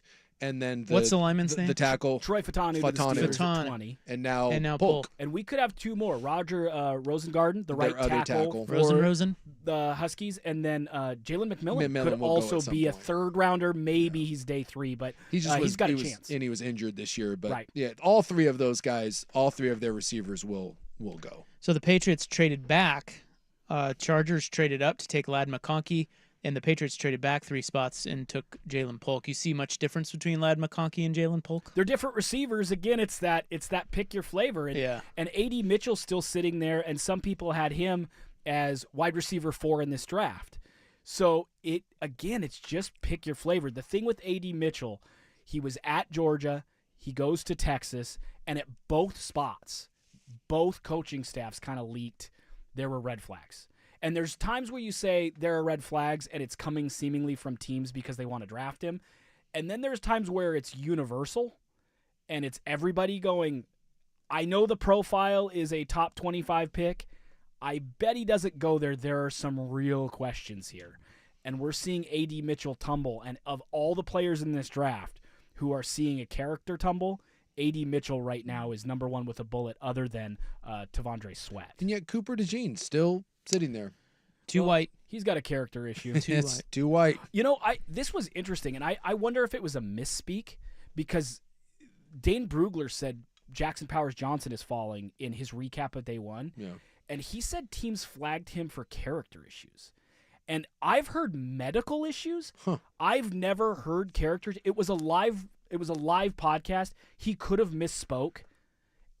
I didn't think Jackson Powers Johnson was a character. Yeah, well, he's a big personality. And I know he loves the media and these podcasts and all that stuff, but I've never heard anything. I always thought he seemed like a pretty jovial guy. I have heard medicals. I have heard there's teams that have flagged his medicals. Yeah. But it shocked me to hear Dane Brugler say on a pod. And I went back and listened 3 times to make sure I heard that right. Physical. And he wasn't talking about somebody else. And he said character concerns, which I think is... That would be surprising. That would shock. I think he just misspoke. But if we're looking at Jackson Powers Johnson, apparently there are teams that have some questions about him. Titans on the clock. It is April 26, 2024. Time now for In the News. I'm your noted newsman. Hello. Thank you. Thank you so much. Please be seated. Thank you, America. Today is National Pretzel Day. Is there anything more overrated than the pretzel? See, we need to define what kind of pretzel we're soft talking about. Soft pretzels are good. Because if we're talking about a soft pretzel with cheese, I will fight you over the overrated statement. Yeah, but will you eat... So take out the cheese. Yeah. Soft pretzel? No cheese, no dipping? It's not... Yeah. Come on. It's a lot of it's the sauce. Sorry, but you give me a nice Wetzel's pretzel, a hot Wetzel's pretzel with butter and salt, I'm eating that son of a gun without cheese. Is the soft pretzels, great pretzels. Is the soft pretzel the chicken nugget of snack food? In other words, if you've got Chick-fil-A sauce or some sort of dipping sauce, chicken nuggets are just chicken nuggets. They're fine. They're not spectacular. But if you've got good dipping sauce, you can really elevate a nugget. You can really elevate a soft pretzel, which is fine if you've got a good dipping sauce. Could it be that's a good comparison? Could it be more like crab or more like crab? You need something. Where you kind of need or clams. Yeah. Okay. Look, where you have to have the hot sauce, the You're lemon. going like the highbrow version of my lowbrow little chairman. Kind of, yeah. Or almost like kind of little guy. Like plain tortilla chips, unless you've got a salsa or a guac or something. Yeah, like, no one wants a plain tortilla chips. Yeah, but what are you, plain psycho? I think soft pretzels are better than tortilla chips by themselves. Yeah. Like Correct. a nugget by itself, you will eat in a pinch if you're like drive through. But it's weird to eat a dry nugget, isn't it? Well, it's not great. You'd rather have the dipping sauce like a soft pretzel, whereas a tortilla chip, if there's no dipping sauce, I'm just not eating. There's just no scenario where I'm eating plain tortilla chips with no guac, no salsa. Well, I'm not a fan of pretzels. I got to tell you guys. And the dry pretzel, like the snacky, crunchy pretzel, whatever. I'm so far out on those. Yeah, that's what that's kind of what I'm talking about. Dots pretzel rods, very top of my snacking list. Yeah, Dots Danny, are but awesome. Dusty eats them every day. He's got a bag Pretzels? of them in here. Yeah, he's got the dots. If I had to pick somebody So to be a mid. pretzel eater, I would pick Dusty. Yeah, it's family. But they're not it's not just a plain salted pretzel. It's a seasoned pretzel. Yeah, it's very got different. Yeah, there's a Like a honey mustard kind of situation. There you go. It is also Hug a Friend Day. The PDX carpet is back. I don't know if you saw this, but they've rolled out a little video that shows that they have about 1,000 square feet of the old carpet. Yeah. But it's new of the old. Yeah, they remade it in the new terminal. Yeah, because originally the plan was they were going to have little areas of the old carpet where you could go and take a photo, just like a little, like little squares. And now they're doing a big rollout. Yeah, well, but it's not. It's kind of like that though. It's only about 1,000 square feet, and it's just for people to go and take photos. Yeah. Everything else is wood. The floor is generally wood. Okay. But there's one spot where they want you to go and take your stupid little Instagram shots. And by the way, stupid feet. There are going to be so many of those. It will be insufferable. Yeah. Just get ready. It'll be popular. Get ready. Maybe I'll do it today. Hey, yeah. Well, no, it's not open yet. I do kind of like the hats, like the Blazer hat or the Hillsboro Hops hat. Yeah. With the Portland I carpet agree. on the bill. My, I think that looks cool. That's I'm as far glad as they I go brought with it back. All of my golf covers, my putter, my driver, all that, PDX carpet Oh, woods. that's cool. Did you guys hear the big birding news? Big birdie news. Yeah, big birding news today. No, I missed locally. I missed my bird news. Well, apparently, so this is at Hug Point State Recreation Site, and this was April 21st. Vancouver resident Michael Sanchez was photographing Hug Point Falls at sunrise when he noticed a little bird near the shoreline, and he took a picture of it. Okay, he thought it was a little blackbird. He said it posed for me for a minute or two, then it flew up to the rocks. It stayed there for a moment, and then it flew away. I didn't think much of it.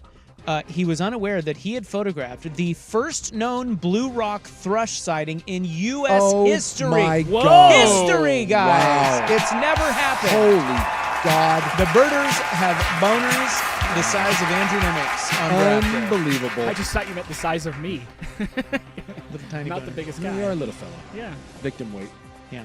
So he posted it to. Wow. Yeah, isn't that wild? What is it called? A blue? It's called a. It is called a blue rock thrush, which is kind of a cool name. It's like a rock band. Hey, where are you going to see tonight? I'm going to see Blue Rock Thrush. I think it's a Himalayan snowcock. Oh, those guys kick ass. It's like the blood thrushing to their. Wait, what? So where is this bird normally? Like, returning home to review his picture, so he put it on social medias. He noticed that the little blackbird was much more colorful than he realized. So he puts it on social media, and then everybody's like, "Oh my God, dude, you don't even know." He said, "I noticed the bird wasn't black at all. It was pretty blue and chestnut-colored bird.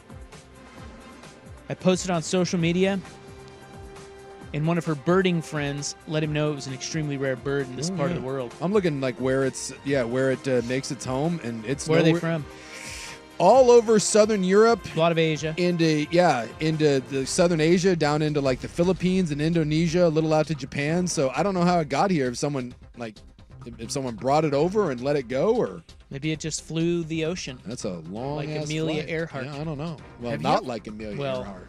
But except that she made So it. she made Or it. this bird made Yes. it. She didn't make it. Have you guys ever gone birding? No. Me either. No. No. Sounds terrible. It does sound terrible. Mildly interested. Really? Mildly. Couldn't you just be like hiking and then also happen to be birding because Right. you're just looking around? And that's sort of where I'm at. Like, I would take pictures of cool birds while I'm Yeah. hiking.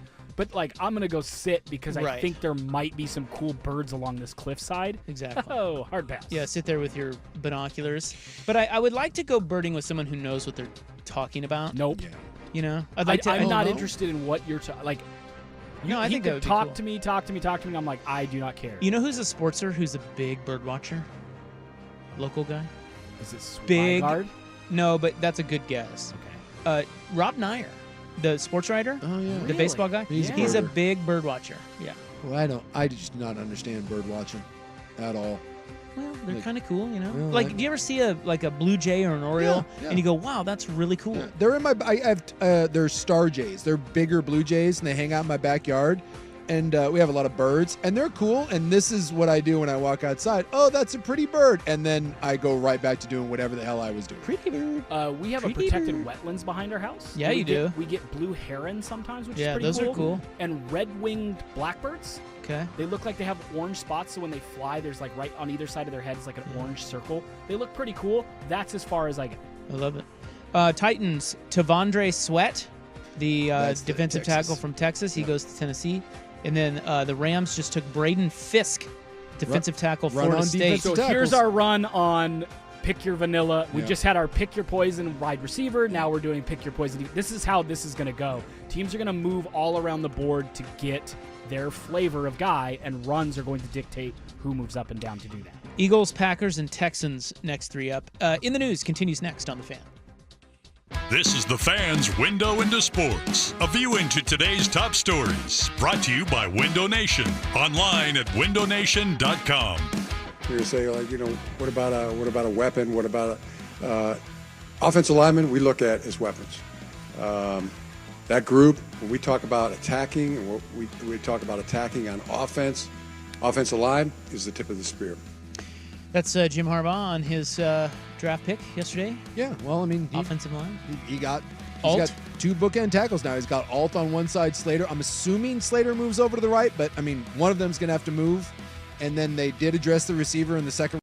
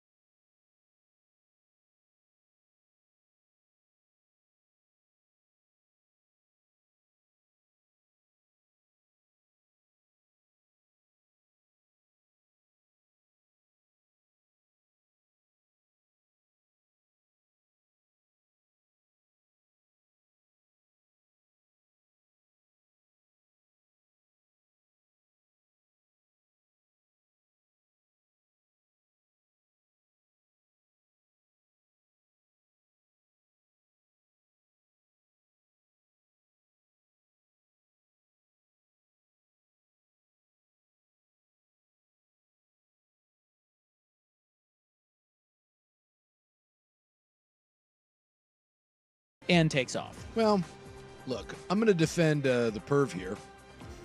If you're a convicted sex offender... Not surprised. Yeah, if you're a convicted sex offender and you know they're going to find child porn, what do you got to lose at that point, right? Like, he even said, I know this isn't going to go well for me. What, are you going to tack on an extra 50 years?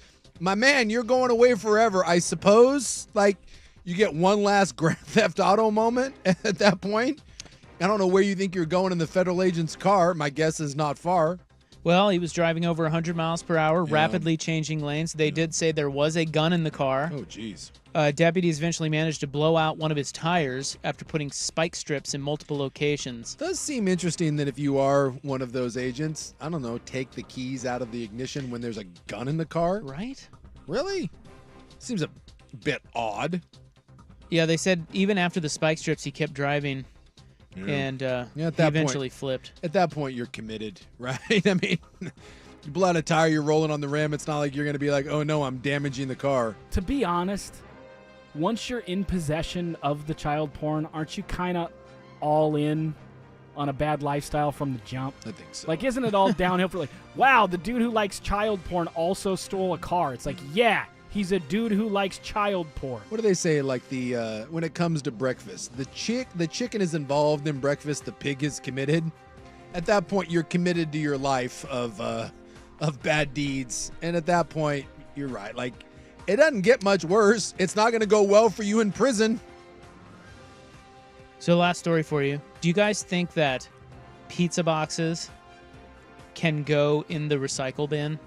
I think they can't because they have grease on They them. got grease and cheese. That is correct. Don't tell my significant other. The BTJ gets very angry at me when I point this out. She thinks all these things can be recycled. They and cannot. They can't. Yeah, they have grease on them. However, did you know that pizza boxes can go in your yard waste bin? Did you know that? Huh? Yeah. Compost or yard waste. Really? Yep. You can put pizza boxes in there. Huh. That's right. This the from cardboard, right? Yeah. I've seen people that plant over the cardboard. Exactly. They use the cardboard as some sort of. Well, people put cardboard to like stop, like weeds you can and stuff. weeds and then it just. Yeah, they put dirt and mulch over it. Paper and cardboard food containers tend to be recyclable unless they're coated in the kind of wax or plastic often found on frozen food containers. Pizza boxes do not have that problem, but they do tend to carry a layer of grease and dry cheese that makes them a no-go for the blue bin. However, there is some debate about whether the grease is really that much of a problem. Several online sources, including Pizza Hut and Domino's, say it is possible to recycle pizza boxes. Many cite a study that found recycled paper was not compromised by grease in the pulping process. I don't trust Domino's at all. Listen, Domino's is a company that sold pizza for years and then went, you know what, our pizza's terrible. What we should do is overhaul our pizza and then have commercials saying, yeah, we sold you terrible pizza for years. Now we're selling you good pizza. I'm sorry, I don't believe Domino's. What about Pizza Hut? Do you believe Pizza Slut? I'm kind of indifferent. Well, that's two different places. Isn't there a pizza slut in Portland? What?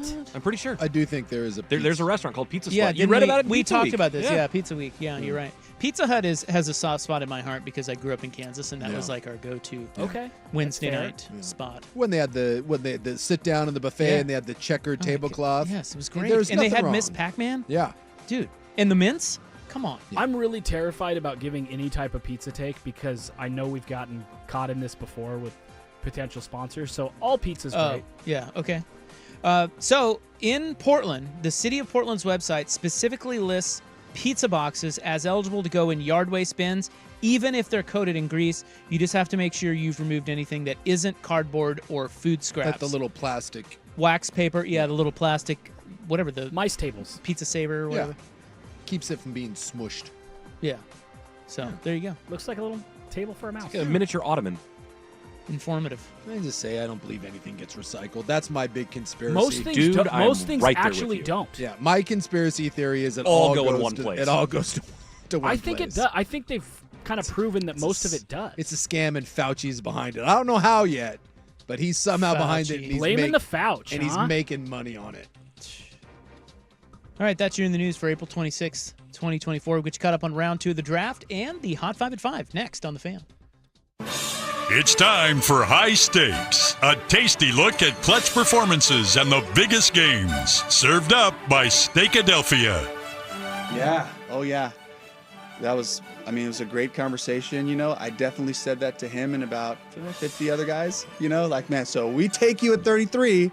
It's actually a lead-in question. So when we draft you at 33, what happens now? And then there's a bunch of questions that happen after that, So, part of the process. That's Dave Canales, the Panthers coach, telling 50. You're saying they tell 50 people they're going to draft him? I'll tell you what. That's what he's saying. The Panthers might be the biggest S show. If you haven't seen what they're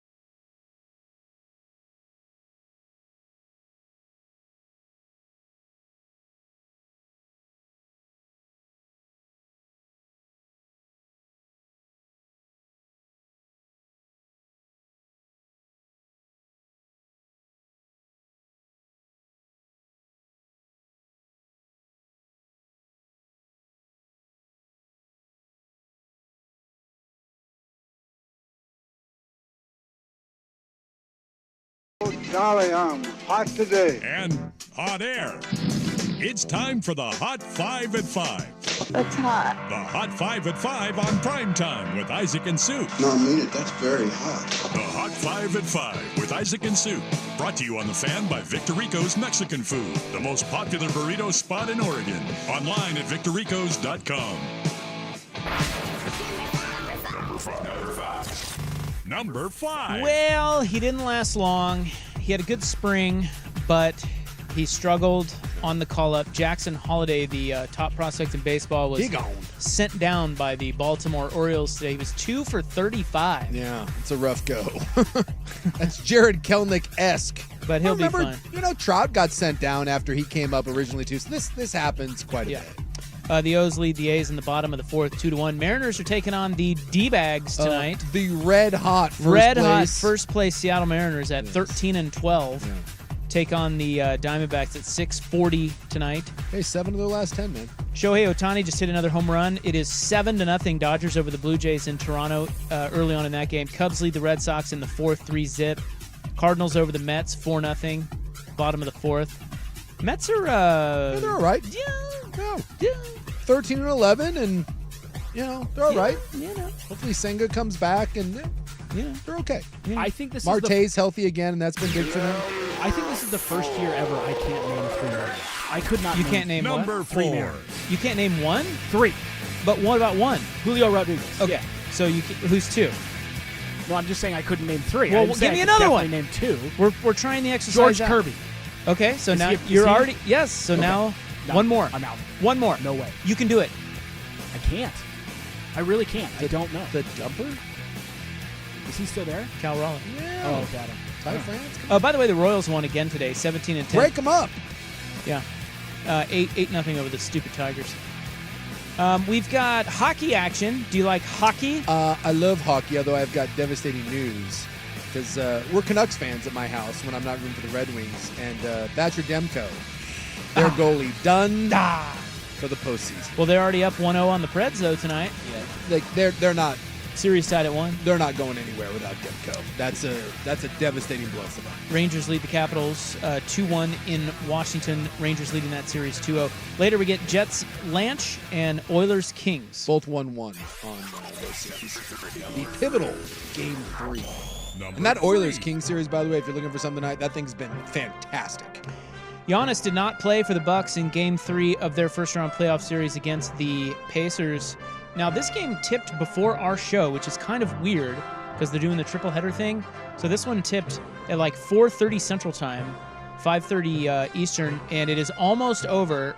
They just went to break. So do you have the latest in there? Indiana's 109-106. Okay. And 20 seconds left. Milwaukee was down by 20, and they've come roaring back. And it was tied at 106, and Indiana must have hit a 3. Well, Lillard, no, they didn't. They were up 107-106, and Lillard had the ball, and he was trying to do the whole draw the contact foul thing, and he bricked it, and now 2 free throws for Indiana. So they're up 109-106, 10 seconds and left. Middleton, who was questionable to play, he's got 30 tonight, and Dame's got 28 to lead Milwaukee. Clippers-Mavs Game 3 about to get underway. That series tied at 1. And then T-Wolves Suns in Phoenix later. Minnesota up 2-0. I said 10 seconds. There's 20 seconds left. Number 2. Which is an eternity in the NBA. Jackson Powers Johnson, by the way, just off the board. NBA and Prime Video have the framework of a deal that will bring regular season and playoff action to the streaming platform. This would begin with the 2025-26 season and run for at least a decade. Financial terms are unknown. The NBA's entire television contract still needs to be worked out because ESPN ABC would keep the finals, and then there's like a third set of games that they have to sell the rights to. But this is big news. I mean, there is actually some talk that the NBA finals eventually could be on exclusively streaming. Wouldn't that be something? The finals. Yeah, that you have to pay, like a streaming service that you have to pay for, a la Amazon. So, look, we've seen the NFL do it, but I mean, there's it's a difference between having a playoff game or a regular season game in the NBA Finals. It's a ballsy move if they go down that direction. And the Pac-12, Oregon State and Washington State are hearing this going, see, this was the model for the Pac-10. I still love yesterday's news that it is easier in Portland to watch the Seattle Kraken than it is to watch the Portland Trailblazers. By a long distance. That's how. In terms of channels in the home. Embarrassing. I think by the time next year rolls around, hopefully that's different. But In round 2 of the NFL draft, we will get a full recap of this next before we jump into Joey Harrington. But just wanted to let you know, as Suk alluded to, the center for Oregon, Jackson Powers Johnson, is now a Las Vegas Raider. Yes. Taken 44th overall. Nemec, your thoughts? It's a good fit. They needed interior O-line help. Jackson Powers Johnson, kind of oversized, honestly, for a center. He could play either guard spot or center. He's an enormous barrel chest. 328 pounds. Could potentially fill a lot of needs for them, and they need interior O-line help. He fits the bill. It's a nice piece. All right, the Hot 5 at 5 is brought to you by Victor Rico's Mexican Food, the most popular burrito spot in Oregon. Order now at victorricos.com. We'll reset you on everything that's gone down in round 2. Coming up next, followed by Joey Harrington on The Fan. Hey, buy 2, get 2 free. You guys have been hearing me tell you about that deal from Window Nation for quite some time.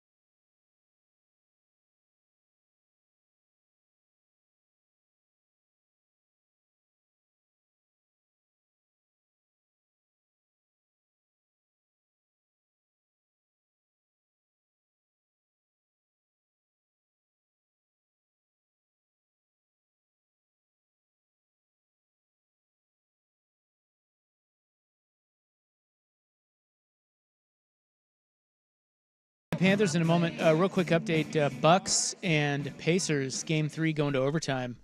Tied at 111. Chris Middleton with a huge 3 to send it to OT. Yeah, deep 3 too. You would think that's Lillard time. Turns out it's Middleton time. Or again, I think he has 33 tonight and was doubtful to play with a bum ankle. So round 2 of the draft, we're at pick 47. The Giants are on the clock. Just a moment ago, Carolina took Jonathan Brooks, the running back out of Texas, which is interesting because I don't know if you guys have seen that viral clip of Jerry Jones going around where Jones said the Cowboys were having their post first round press conference, and Jera was just bloviating about Jonathan Brooks being the best interview he's ever conducted ever in the history of the draft. And one of their player personnel guys had to step in and he's like, well, Jonathan is just one of many players that are left that we could take. So basically, Jerry Jones said, I love freaking Jonathan Brooks. They were looking at Jonathan Brooks at running back, but Carolina just took him at 46. So his career's over. We just had a run of first at their positions. We had the first off-ball linebacker go to the Packers with Edgerrin Cooper. We had the first running back go off the board with Jonathan Brooks, and now the Giants take the first safety off the board with Tyler Nubin. So the first of each position now goes off the board in the mid-second. Because it has been a draft of runs at the beginning. The first round, quarterbacks, receivers, linemen, and then we saw the run of corners, and then we saw pick your flavor, but they're all grouped together, so you got to trade up to go get yours. Defensive tackles then went, and now I think, like you said, we're just on the path of, at this point, you're just going through. This is where you trust your board, right? You have the big board, and you're either drafting for need or you're just drafting best available. And it sounds like this is going to get screwy here because someone's going to get drafted and like, oh, we have a 5th round grade on him, but as you said, someone has a 2nd round grade on him, and here you go. Well, the next pick, we're a little behind here on TV, but the next pick is going to be Mason Smith to the Jags. That's the first guy that I'm 100% sure there are teams who have a 6th round grade on that dude. He has amazing upside, but he hasn't played well in 2 years, and in fact, last year he was not good. But athletically and size-wise, he's that defensive tackle that if you develop him, but he's probably 2 or 3 years away. Out of LSU. Pair him with Travon Walker, who's still probably 2 years away from being a good edge rusher, and maybe the Jags are 2 years away from having a pretty good defense. So I'm going to reset the second round for those just tuning in. And Namek, jump in if it strikes you on any of these players. But the Bills were first up today, picked 33 overall, and they took Florida State wide receiver Keon Coleman. Chargers traded up to get Ladd McConkey, the Georgia wide receiver. So Justin Herbert finally has a target because they got rid of everybody, right? I mean, Williams is gone. They got Palmer. Allen's they got gone. Quentin Johnston, the kid out of TCU, and there's one other. That's about it. Now they got Ladd productivity. Now they got Ladd McConkey. Okay, so the Falcons took defensive tackle from Clemson. Do it. Rook Ororo. Rukarororo. That is his name. Row your boat. That's how we're going to Best name of the draft. Yeah, so he's to Atlanta. They traded up. Washington, Zerhan Newton, who is a defensive tackle from Illinois, goes to the Commanders. The Patriots then took Jalen Polk, the 4th Washington Husky, taken in the top 37. Pac-12's having a nice day so far in the draft. Oh, wait. Dope. Wow. Tavondre Sweat, defensive tackle, Texas, goes to the Titans, rather. The Rams took Braden Fisk, defensive tackle, Florida State. The Eagles, we haven't talked about this yet. This draft, go ahead. Sorry. The Eagles got Cooper DeJean, the cornerback out of Iowa. When we talk about let the draft fall to you, the Eagles have done this a number of years in a row. But Quinyon Mitchell, they got at 22. A lot of people thought he'd be the first defensive player off the board, a potential top 10 pick. And then Cooper DeJean, there were folks mocking him, not because of his skin color, but because they were in mock drafts picking him as a top 20 pick. They sit there at 4. Well, I think they actually had to trade up at 40. But they go ahead and get Cooper DeJean. Did they trade up to get him? I think so. I'll look and see where they are. it looks like they did. I think they traded up with to get Washington because I don't think they had the number 40 pick. You're right. So he fits in really nicely as a nickel. He really does. I know he can play outside, but you get Quinyon Mitchell and him together. Their big need was secondary. Consider that addressed, and the Eagles' defense suddenly looks like it could take a major step forward, and they didn't necessarily have to give up a ton to get what some people had as the number 1 and number 2 corner in this draft. And their new defensive coordinator is Vic Fangio. They're in Philly. lot of respect for that guy. Yeah, definitely. Left Miami. Yeah, they sent picks 50 and 53 and 152 to the Commanders in exchange for 40, 78, and 152. So That's all confusing, but it doesn't sound like a whole. Did some pick swapping, Yeah. basically. Kool-Aid McKinstry, cornerback out of Alabama, goes to the New Orleans Saints. They traded up as well with Green Bay. Houston took Kamari Lassiter, the corner out of Georgia. Looks like Houston traded up for that pick as well. Arizona trading up. Can we pause real quick just for Kool-Aid's name? Okay. Kool-Aid McKinstry. His name is not Kool-Aid, but his first name is almost weirder than his nickname. What's his first name? JaQuincy. His name is JaQuincy. With a G, not with a J. Or, excuse me, GaQuincy. GaQuincy, yeah. It's GaQuincy McKinstry. And why do they call him Kool-Aid? Because his name is GaQuincy. Yeah, that and Kool-Aid McKinstry kind of sounds cool. I just, you think Kool-Aid and what's his name? Todd. No, it's GaQuincy. It's a cool name. Yeah. Kamari Lassiter, cornerback out of Georgia, goes to the Texans. Max Melton, another corner, Rutgers, goes to the Cardinals. There's the run, like 4. And I love Max Melton. I'm so bummed. I wanted him for the Niners. I love the runs in this draft have been kind of crazy where we're seeing 4 or 5 in a row at positions. And we talked about this, that 25 through 65 were all relatively the same, and for teams to trade up, they had to have a sense of urgency. And they weren't going to for best player available, but they were for scheme fit. And it's like, we had all these corners tiered as tier 2 together. 3 of them are gone. Let's go get our guy. Do you like what the Raiders have done so far? They got Brock Bowers yesterday. I know they wanted a quarterback, but it didn't happen. And today they get Jackson Powers Johnson. I think they are far away. And so I think they are doing BPA. We are taking the best player available, whether they fit or not, and we'll go get them because we're not winning the Super Bowl. I think Brock Bowers was a great value at 13. I think Jackson Powers Johnson is a great value in the mid-second. So I think they go, we don't have our quarterback. We probably don't have the infrastructure right now. Let's just add good pieces. It worked for the Lions. That's part of the way that the Lions built up what they have now, and maybe that's the model the Raiders are adopting. They're probably a couple years away, but as long as you keep hitting at best player available value pick all the way along, you've got a good chance to eventually find success.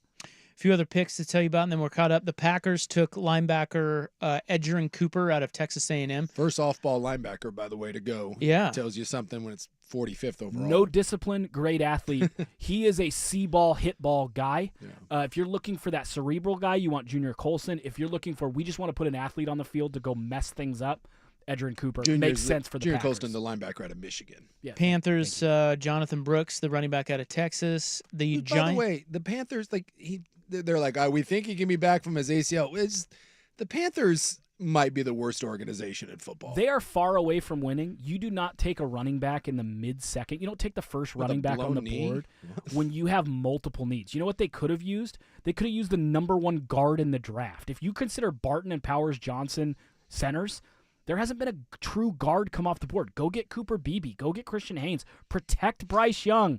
No, a running back. What is the freaking Panthers doing? Didn't that sign say let the GM and coach make the? Yes. If you didn't see it, this is great. David Tepper. I was going to say Tapper. He's the owner. Yeah. He was driving by, and some cafe in Carolina had a sign up in front of it, a little restaurant that said "Let the GM and coach make the pick."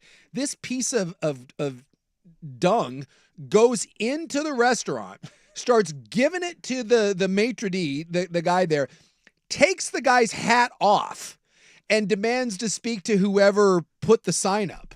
What balls? What an absolute douche canoe. So wait, and famously in last year's draft, supposedly the Panthers brass wanted C.J. Stroud. And their owner overrode them and said, you take Bryce Young. And that is a very loud rumor in Carolina. Okay. It's less known on the West Coast and here, but that was a big deal there, that he overrode and said, we're taking Bryce Young over Stroud. It's my team. He is quickly becoming the worst owner in sports. Yeah. Also threw a drink at a fan late this season. That's right. Yeah, so they took Jonathan Brooks, so who do we blame that on? Probably the owner. Tyler Nubin, he goes to the Giants. He's a kid from Minnesota, SAF. I don't know. He's Position. a safety. Safety. But I don't know a lot Number about one him. safety on the board. Yeah. I'm used to that as being just S. He was right in that group of guys that they considered true blues, and then he went to the combine, and his numbers were like 27th percentile in his RAS score, relative athletic score, and it dropped him down. But as a pure football player, Tyler Nubin is a stud. I like that actually for the Giants. Jags took Mason Smith, the defensive tackle from LSU, and the Bengals moments ago, defensive tackle from Michigan, the big boy, Chris Jenkins. We taken tackles in the second round. We taken tackles. So Washington is now on the clock.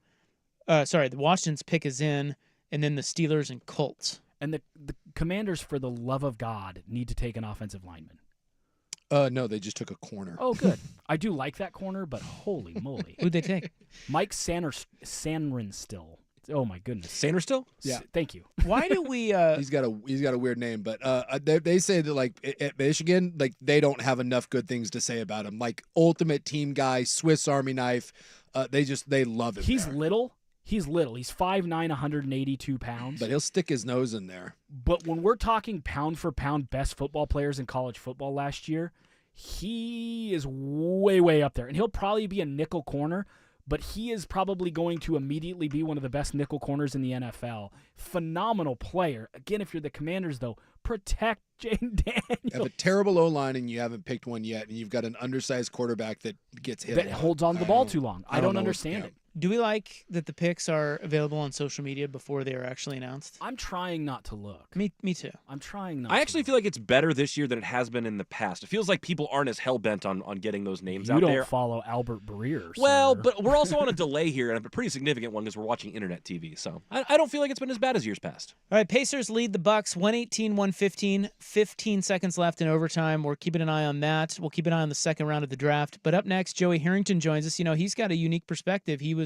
in New Orleans with Drew Brees and Sean Payton, and that's where Bo Nix is headed.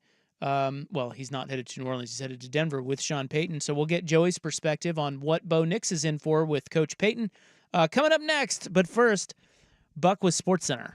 This is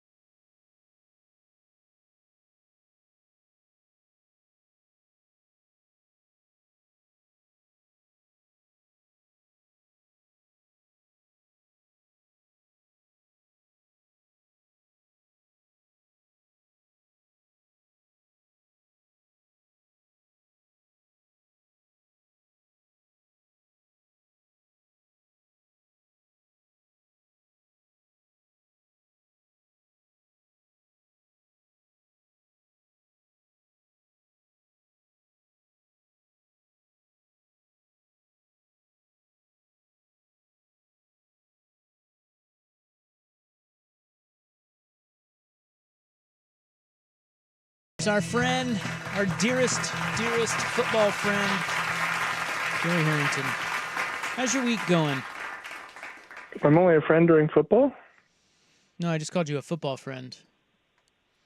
But I guess that would imply that I'm not another kind of friend. Well, listen, you don't invite us over. Yeah, I've yet to be on the couch. I'm just saying. We don't golf. I mean, we're at the Timber games together, but I'm not invited to sit with you. I mean, Well, I'd like to go to Augusta, but you know what? Some things just... Yeah. Hey, well, there's two of us here that have been to Augustus and one that hasn't. Therefore, if anyone has a right to be upset, again, I'm going back to me. Christmas party invite. I have to lurk me. I have to lurk in the bushes at the Christmas party. I didn't have a Christmas party. I don't know what you're talking about. Anyway, hey, good to see you guys. Do you see us? Are you watching us on YouTube? Oh, that's right. You're on YouTube. Yeah, so are you. Well, not really. I Right now? Well, yeah, but you're not your face. But just you. Your You voice. don't have like a hologram like Caleb Williams did? Like Caleb Williams had a hologram? You didn't see that? That's how he was introduced to like the season ticket holders or something in Chicago. It was like a hologram. Oh. No, I didn't see that. Cool. Yeah, I figured you guys would be up on the hip new talk. Is that how they did that with you when they introduced you in Detroit back in the day? No, I showed up with some ORYGUN bumper stickers. What? You had bumper stickers? Yeah, so when I was out there for like pre-draft stuff, Kurt Sylvester and Mike, oh boy, Kurt Sylvester and Mike.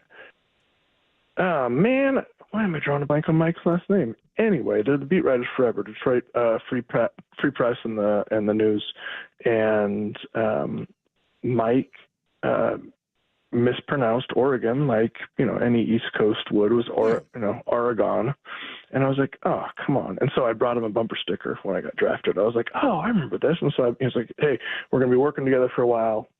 Here's how you pronounce my state. I thought it was clever. Maybe not. All right. By the way, man, we have really had like, let's try this again. Story time with Joey. Okay, here's the Mario Kart music. Hey, good to see you guys. Hey, what's up, Joey? Good to see you, good old friend. Man. By the way, I'm watching the hologram moment. That is pretty cool. So they had obviously a party in Chicago, and Caleb Williams was at the draft, so they beamed him into the party, hologram style. Pretty cool. So he could. He was doing an interview with the guy on stage for all the Bears fans that were there, going crazy. Did you have to do a bunch of initial though? Did you go to season ticket holder parties? Did you have events? Was that or was it? Did you just get there and like right to work? Nothing. Literally nothing. Like, so all of the big thing now, or I don't even know if they still do it now, but the big thing then was like the owner threw you on their private jet and like flew you out and you were there, but nope. I was drafted. So let's see, the draft started at I think it started like 8:00 in the morning, our time. May have been 9:00 on the West Coast. And I was drafted in the first half hour. And then, you kind of get through all the stuff and, all the, you talk to the coach, talk to the GM and your agent and kind of figure things out. All right, here's what your next couple days is going to look like. And then they gave me a plane ticket that left, the next day out of Portland. I was like, oh, so I guess I'm just kind of chilling here so we went down to Rose City and, I played 9. I played the back 9 at Rose City and walked around with a 6-pack with my brothers and cousin and one of my uncles. What kind of beer? I actually don't remember, to be perfectly honest. So what's it like? So you get drafted, and then obviously you do the media and different things for a couple days. But what then is it like for the draft picks? For the the couple months leading up to camp? Again, it was so different for me coming from Oregon because they had, and I don't even know if they have this rule in place now. Yeah, you go to school, right? Exactly. I couldn't report to my team until my school had been adjourned. And since Oregon was on the quarter system, we didn't get out until, the second week of June. And so all the other teams that are, out or all the other schools that are out in end of April, beginning of May, they could report to their teams. I was just sitting, I've told you this, I was sitting in Eugene. I bartended at Ryan's for a little while. That's right. That's right. Mm-hmm. I couldn't remember if that was before the draft or after. Yeah, I don't know if that's still a thing, but yeah, I remember that. I mean, we were around the same time, and yeah, we had that where a bunch of our guys couldn't come. Yeah, it was a really, and frankly, I mean, I'll be honest, I was part of I could have been in New York, right? I could have done that whole fancy schmancy and, big, what were they doing? Radio City Music Hall. Yeah. We got like 6 tickets, right? So I said, hey, if you want to come to New York, you're invited, you can be there and bring 6 people. One, it's like 8-person tables. And you have 1 seat for your agent and then 6 family members. I was like, well, I mean, I'm sorry, but my family goes like 40 deep. Like I'm not doing this with just like 6 of us. So I said, no, thanks. I'm just going to sit at home and we'll be at my grandma and grandpa's house. And that's where, all the TV, I remember all the TV cameras were like perched outside with like the satellite trucks. And as soon as it was all announced, I went out on the front porch and, did the interviews with local media and a few national people, but mostly just local stuff. And so, yeah, I mean, I think I was part of, I won't say dragging my feet, right? But I will definitely say that I was very hesitant to buy into the life, buy into the, we've talked about this world that just like doesn't exist outside of its own little circle. Yeah. Yeah. And pitfalls. I was really hesitant to jump into it. And frankly, that was part of the reason why I wasn't as successful on the field as I probably wanted to be. Because I was probably holding something back. Oh, that's interesting. I've never heard you say that before. That you think that might have contributed to a lack of success on the field? I will say that I was always hesitant to lose that connection, right? There was, as much as I put in, as much work as I put in when I was in Detroit or in Miami, like I was always keeping a connection back home. And I don't know that I was ever truly able to, like, you see guys now who, and it's become the norm as opposed to an exception. When I was playing, obviously we're talking 20 years ago, the exception was taking your wide receivers, somewhere for 2 weeks before the draft or before camp starts and just having like an intensive week of training. Like I wasn't doing that. Like I was making sure that I was home and grounded and I still go on a family vacation and all right, I'm refreshed and I'm ready to go. Interesting. All right. Is it the thing with like sometimes the obsessive guy that's unhealthy ends up being the most successful guy? For sure. I mean, it's you go down the line. Find me an incredibly, I just thought of one. I'll say it anyway. Find me an incredibly successful guy who hasn't had some sort of like post-career, whether it was divorce or, family problems or financial problems or like, because yeah. And I was always like, I'm not going to let that happen to me. And I would probably say that it's fair to say that looking back, I'm sure that mindset in some way probably held me back from truly accomplishing everything that I wanted to on the field. Do you regret any of it? No. Why? No, I don't. Because I love where I am right now. Yeah. Right? I love the fact that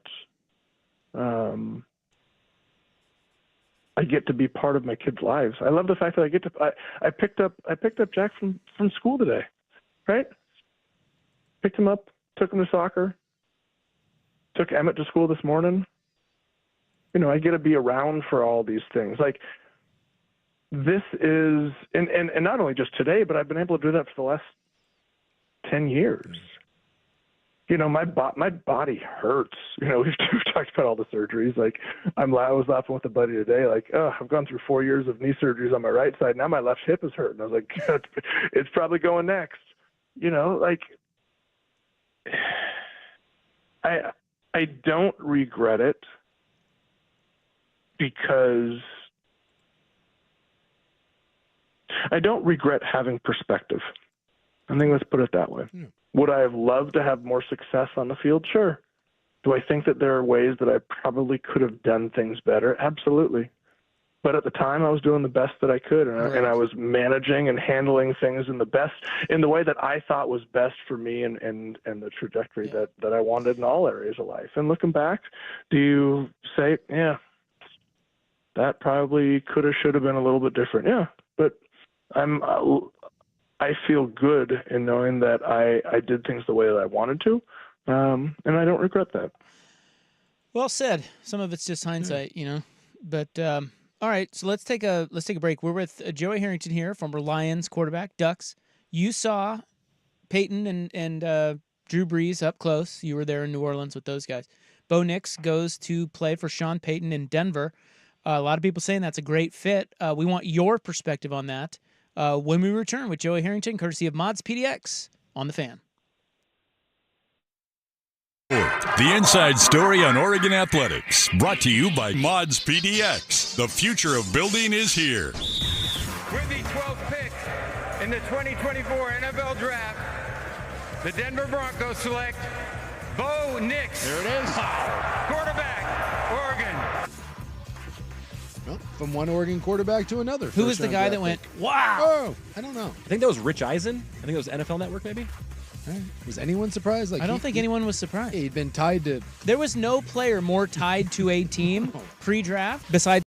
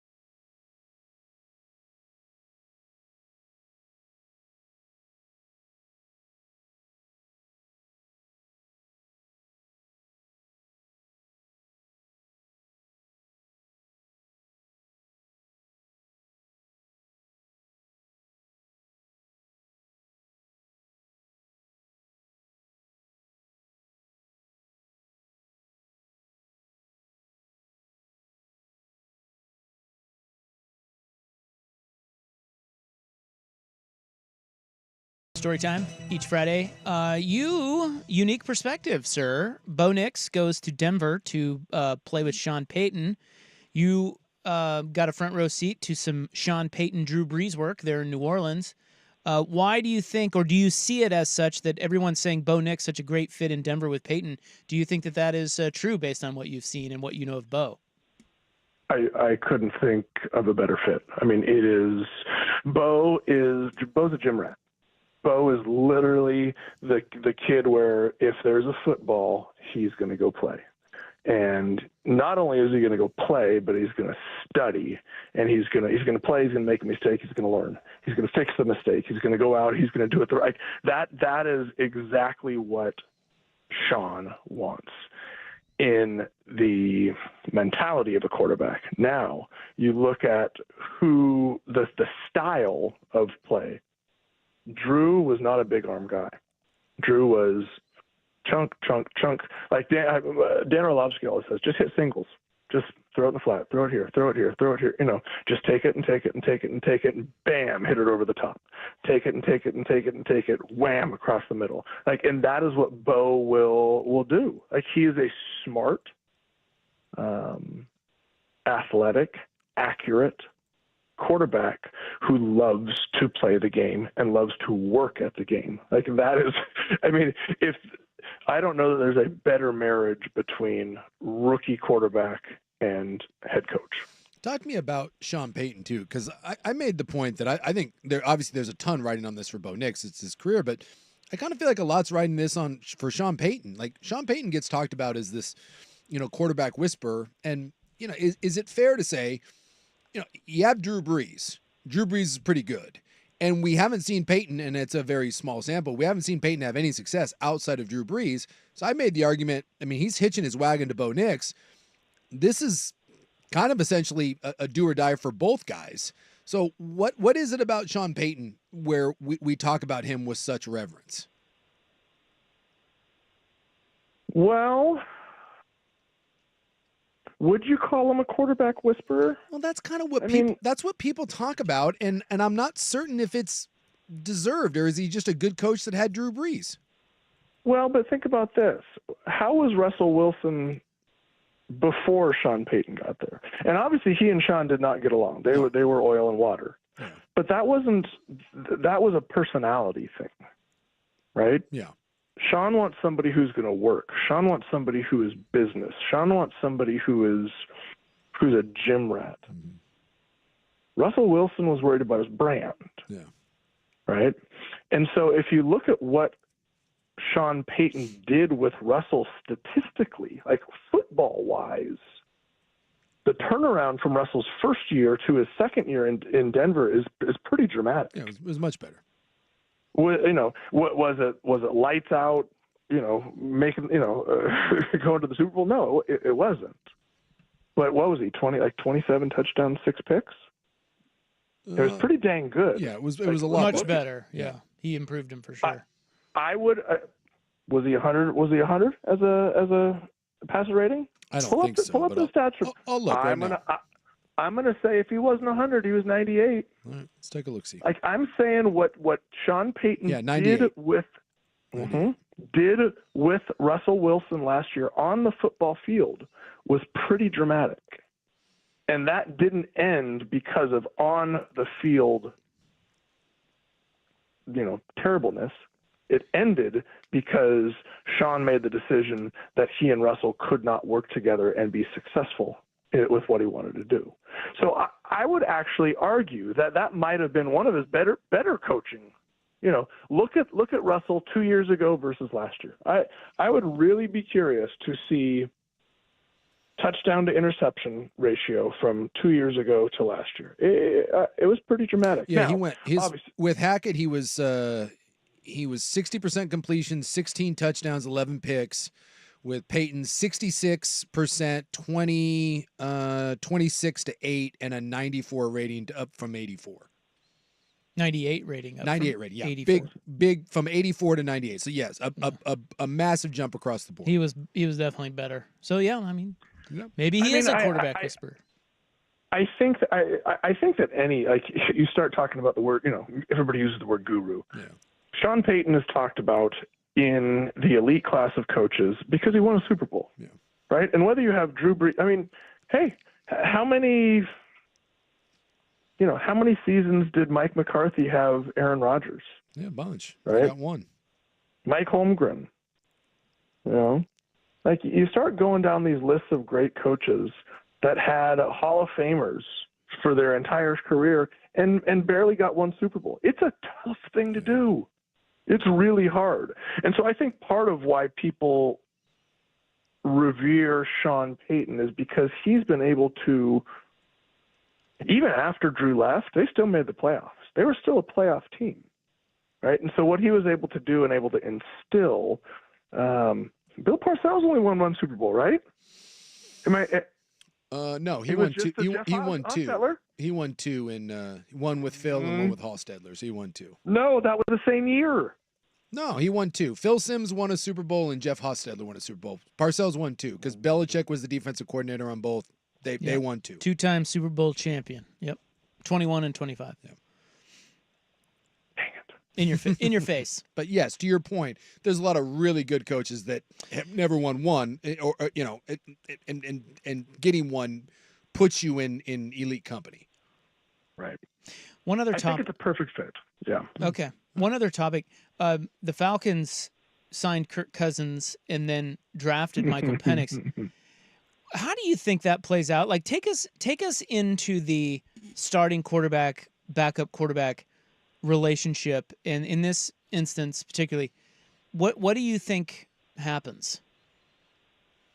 In this situation, I mean, it has to be cordial. Like, like there has to be. Okay, ask me differently. What do I think happens? No. Or okay. what do you like? Go ahead. General question then. What is the? Let people behind the curtain as to, generally speaking, what the starter backup quarterback relationship is like. Depends on where you are. If you are Patrick Mahomes, doesn't matter who the backup is. Yeah. Because you know you're not getting. Yeah. Doesn't matter. Doesn't matter. Most anywhere else, and even in a situation like Kirk Cousins, who just signed $100 million guaranteed over the next 2 years. What was it, $180 million for the total contract? Yeah. Teams are still making business decisions, right? Mm-hmm. And while he may be pissed off that they didn't use their first-round draft pick to make this year's team better, their front office may very well be saying, I think with Kirk, I think we're going to be pretty dang good this year. And it's going to be enough to maybe take us to the playoffs this year, which is good enough to get us to the next phase of next year, right? Which is, all right, now we start to put in place Mike, and to have the luxury of having Michael Penix there. Like it came out that he was the number 2 quarterback on their board. After Caleb Williams, it was Michael Penix. To be able to have the luxury at pick number, what was he, 8, 10? 8. He went 8. JJ went 10. At pick number 8, to still have him sitting there, oh boy. You just kind of do it. And Cousins, yeah. And I understand both sides of the argument. I really do. And you can make anybody can make me an argument that I would say, oh, yeah, you got some valid points there. But at the end of the day, this is a business decision made by a organization that is trying to make money. That's trying to win football games. It's not just this year, but for a long time coming. Yeah, and Cousins called him last night. I guess the report is that Kirk initiated the conversation, and Penix said it was very cordial. He was super cool to him. I can't imagine it's like that in all situations, and Kirk Cousins got to be pretty fired up. At the same time, you right at the beginning, you said it kind of has to be cordial. It kind of does, right? You're all in it together. You know that obviously you could be replaced, but play better, right? Like it seems to be on the attitude of the starter. how that's handled. I know Brady never liked it, right? With Jimmy Garoppolo. He was never happy, and Aaron hated Rodgers wasn't thrilled with Jordan Love, and Roethlisberger was notoriously a little, you know what about it? Yeah, that's right. So that's interesting. You never really had that, did you? Did you have a young guy behind you? No, I had it. Well, I was never old enough to have a young guy behind me. I had it 1 year in Detroit. My last year in Detroit, they brought in Jeff Garcia, and they brought him in to replace me. And the moment that he got there,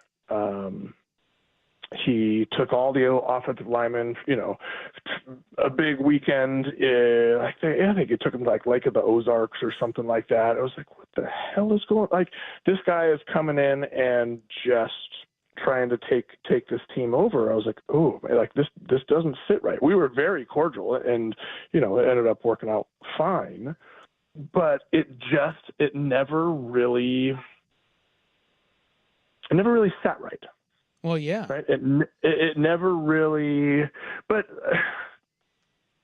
I don't know. What do you do? Well, he probably could have talked to you first. I mean, that would have been the first thing. Like, the first impression of Jeff Garcia shouldn't be him taking all your offensive linemen out to the Ozarks. Weird. That's a little odd. Call Joey first. I mean, a little respect. Well, and let's also be honest here. I'm sure the conversation that Mooch had with him when he came in was like, "Hey, I want you to come be our quarterback," and then he broke his leg in the preseason, and that's and what happened. Okay. Well, Bingo. okay. On the Cousins Penix thing, just a couple of other little questions. How long is long enough for a young guy to sit behind a veteran? Like, what do you think is reasonable there, or is it the more years you sit? There is no reasonable. You're paying Kirk $50 million a year for the next 2 years. There's no reasonable. Yeah. Like, he's down for 2 years. You're not going to pay Kirk. You've got $100 million guaranteed. You're not paying him $50 million to sit on the sideline. No, I'm saying Penix. I know, but in order for Penix to play, Kirk has to sit, right? Yeah. So, well, I just mean in terms of like picking up the game. Let me ask you in a different way. If you could have sat behind a veteran for a year or two, what do you think would have been different? And how long would that time frame be before it's like, okay, I know the offense, I'm ready to go in when my number's called? I would have absolutely 100% benefited from sitting for a year or two. 1,000%. Now I couldn't voice that. You can't come in there and say, I wanted to tell Millen that, I wanted to tell Millen, but you can't, all right, you ready to play? Well, actually, no, coach, I'd like to sit and, learn a little bit more. Like, you're not given that luxury. How long is long enough? I don't know. I mean, with Penix, it's also a little bit different because it's not like he's a 21-year-old coming out. Dude's 24. I know. So he will be sitting for the next 2 years. He's going to be 26 before he starts maybe, I don't know when his birthday is, but maybe 27 before he starts an NFL football game, barring injury. It's crazy. All right. Well, I don't know, but I guess that's another offshoot of the whole Cousins Penix thing. Everybody wants to just kill the Falcons for this move, but another little thing that nobody's really talking about is this is going to benefit Michael Penix. Yeah, you would think. As a professional. Yeah. I mean, so there's that. I would think so. I can't think of one. Name me a first-round quarterback in recent memory who has been drafted and sat who did not have long-term success. I'd have to think. Well, you got Jordan Love, you got Aaron Rodgers. Yeah. There haven't been many. Carson Palmer. Yeah, Palmer sat. Yeah. Oh, yeah. Eli Manning. Who was Eli behind? Kurt Warner. Oh, okay. Mm-hmm. Breeze sat. I mean, no, it wasn't a first-round pick, but Breeze sat behind Rivers. No. Wasn't it? Breeze sat behind Doug Flutie. Doug Flutie, sorry.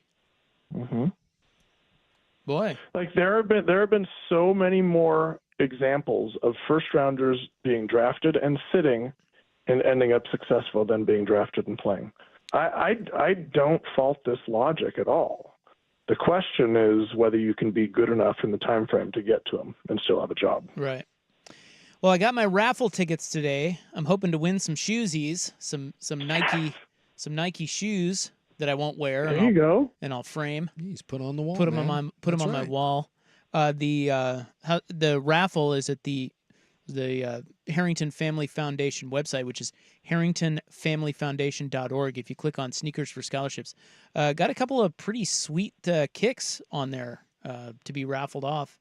And then what do we have? One more week. A week, yeah, 7 days So left. let's push that. Come on, let's go. This all goes to a wonderful cause, and these are like, I mean, the ones that were made for the foundation. You said it's like one of what, 6 or 7 pairs?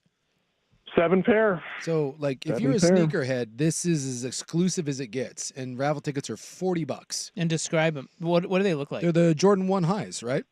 Well, they're it's awesomeness on your feet is what I would describe them. No, they're Jordan 1s in the foundation colors, the foundation logo. It's actually, and I told you this last week. Like, this is according to Tinker, it's the only Jordan 1 he's ever done.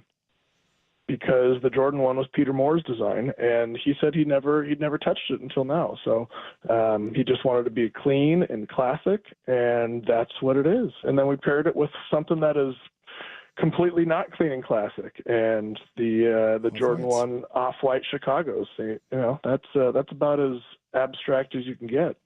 So a couple different ends of the sneaker spectrum, both I would say fairly valuable. So raffle tickets are only $40 each. You can buy as many as you want, or you can just donate. But it all supports Joey's foundation, and local students get scholarships. And these are sweet shoes. I'm just looking at them, photos of them for the first time. Pretty rad, bro. Yeah, I'd be hip with the kids if I win those. Do you think there would be any perceptions of impropriety if you won? Yes, which is I've had this thought. Every time I buy your raffle tickets, I'm like, there's no chance he's going to let me win. They're going to pull my name and they're going to put it right back in. It is literally like it's computer drawn. Like we just click a button and it pops up. I don't buy that. Hey, Tom Smith. Hey. Yeah. Isaac Rupp, wait. We did the Must first be a glitch. the first liquor one. A buddy of mine, listener to the show, he won it. Dude, you and I ain't winning. No. Bastard. I got it rigged. Yeah. I know you do. Well, I retweeted it too, so it's to a great cause, and these are great shoes. So let's all the sneakerheads help spread the word, and let's go. Let's move some raffle tickets. Harrington. I appreciate it, guys. Familyfoundation.org or Suk and Joey's Twitter and mine. I'll tweet it out here in a moment. Thank you. Is it going on the Copa Isache? I'm sorry, what? Website? Are you putting it on the website? The Copa Isache website? Under construction. it's a work in progress. But I will put that on there for you. Isache. All right. Have a good weekend. See you guys. All right.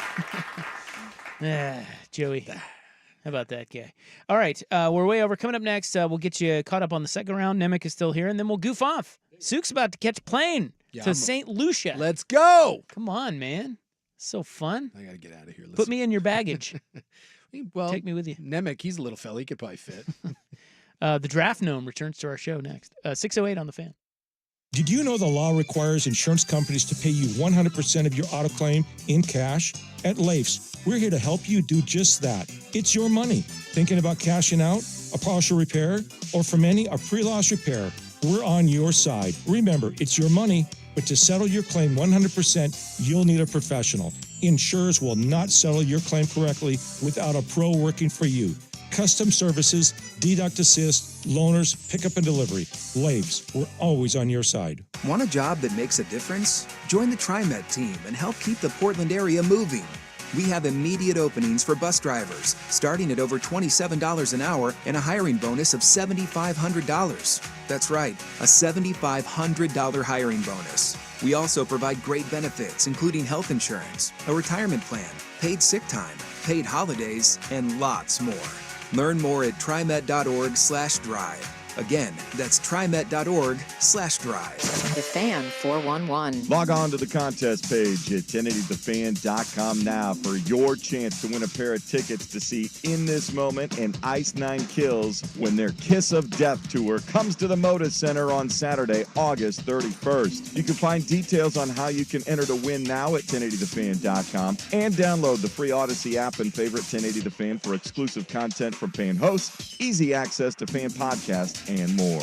That's the Fan 411. Chill or grill on a new deck this season. Get a free Makita Bluetooth radio or portable pellet grill with a qualifying PAR deck package purchase. But hurry, offer ends soon. Visit par.com for details. PAR, your total home building source. Go where the builders go. Hey, it's Siki Barber. Superchargers, headlights, and more. With over 122 million parts, eBay Motors has everything you need to maintain your vehicle and level it up to peak performance. And with eBay Guaranteed Fit, your part is guaranteed to fit your ride every time or your money back. Stay on your A game with all the parts you need at the prices you want. It's easy to bring home huge wins. Keep your ride or die alive at ebaymotors.com. Eligible items only. Exclusions apply. Auto accident? Need a loaner today? Call Life's Auto Collision Centers. We can get you into a replacement vehicle as early as today. At Life's, we work with all insurance companies. We process your claim fast, repair your vehicle to pre-loss, bill direct, and get you back on the road hassle-free. Need your vehicle picked up? Call Life's and we'll send out one of our fleet flatbed.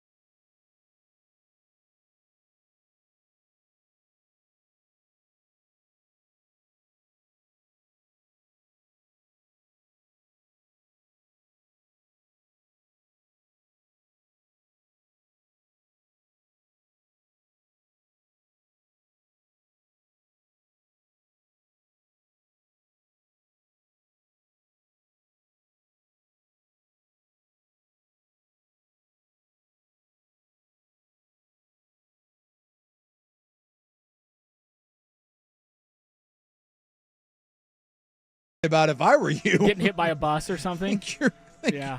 You should be worried. You should be worried about other things. To be fair, you guys kind of extrapolated that past what I was actually trying to say, but that no, it's I don't think we did. No, okay, what you were whatever. saying. You revealed a lot about yourself. Let's just stick to draft talk, okay, guys? But we can't talk about it on the air. Can we? No, we can't. That's your saving grace. Can we talk about Barry Sanders selling you like used furniture? Because, boy, there is no.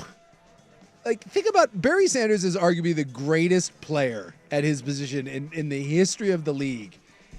And just look at him now. It's just no one would believe if you showed like Barry Sanders, hey, 20 years ago, dude, that guy was the best athlete in the world. Well, he's short. Yes, he's fat now. And he's a little fat. And he wears very, very dad. Yeah, he just looks like a dad. Yeah. I mean, Everything he owns looks like it's 20 years old at least. Yes. He's like, why would I buy? Like, he's wearing an outfit that he wore when the Lions drafted him. He's like, what? I wore it 20 years ago. I might as well wear it now. Well, I mean, you've come across a lot of ex-athletes. Yes. How many of them? Yeah, I guess it's are really impressive later in life. You know, well, you go one of two ways. I mean, right? look at Joey. Looks great. Yes, It is almost always one of two ways. Yeah. It is almost always way what better. An impressive dude. You Right. could totally tell that he was Or put most together, of the time, it's worse. or just like, oh, dear Whoa. God, Well, that and poor especially with like running backs, because I think what happens with like linemen a lot is you're big and fat anyways, and then you realize, oh God, I was already kind of big and fat, and now I'm just sloppy and fat, and you're like I got to do something about it. But where the running backs and like receivers, they spent their whole life running, working out, being lean, and then they get done. It's like whatever, it's time to eat. And just, next thing you know, you're just shoveling riblets in your face at Applebee's, and then it's out of control. I don't blame them. I mean, No, I don't working either. their ass off for that long, taking hits like that. Eat what you want. Yeah. Get all fat. You know who's fat? Get all fat and Griffey sassy. Jr.'s fat. Yeah. Your boy Griffey Jr. Yeah. And I saw his dad the other day. Oh, boy. Super big. Yeah. Yeah. Well, he wasn't known necessarily as a real workout warrior. Well, that's true. Either, because even at the end of his career, it's. Seeing Jordan's like that a little bit. Yeah. Jordan has gone through various stages of being rotund, and that's weird because Jordan was like a workout freak. Will we ever see fat Tom Brady? I don't think it's in him. I don't. He's not that guy. I don't think it's in him either. Yeah. I don't think that's. Well, you saw like he's in the park like running shirtless sprints. Yeah, if anything, he's going to turn into like too skinny ultra marathoner Yeah, Tom he'll Brady. be or like something Lance that. Armstrong. You see Lance Armstrong? It's the same thing. He's like, I haven't seen him. he weighs like 7 pounds. Like he's just in super rip shape, and that'll be like it's Tom Jerry Brady. Rice too. It's those Yeah. dudes who are super. Thank you, text line. It's those dudes who are super fit freaks. They stay super fit freaks. Tom Brady ran a 40 not that long ago, and he bested his combine time. Like, that was like a whole bit that he filmed it because he thought he could do it, and he did it. But he might live to be 150. It's possible.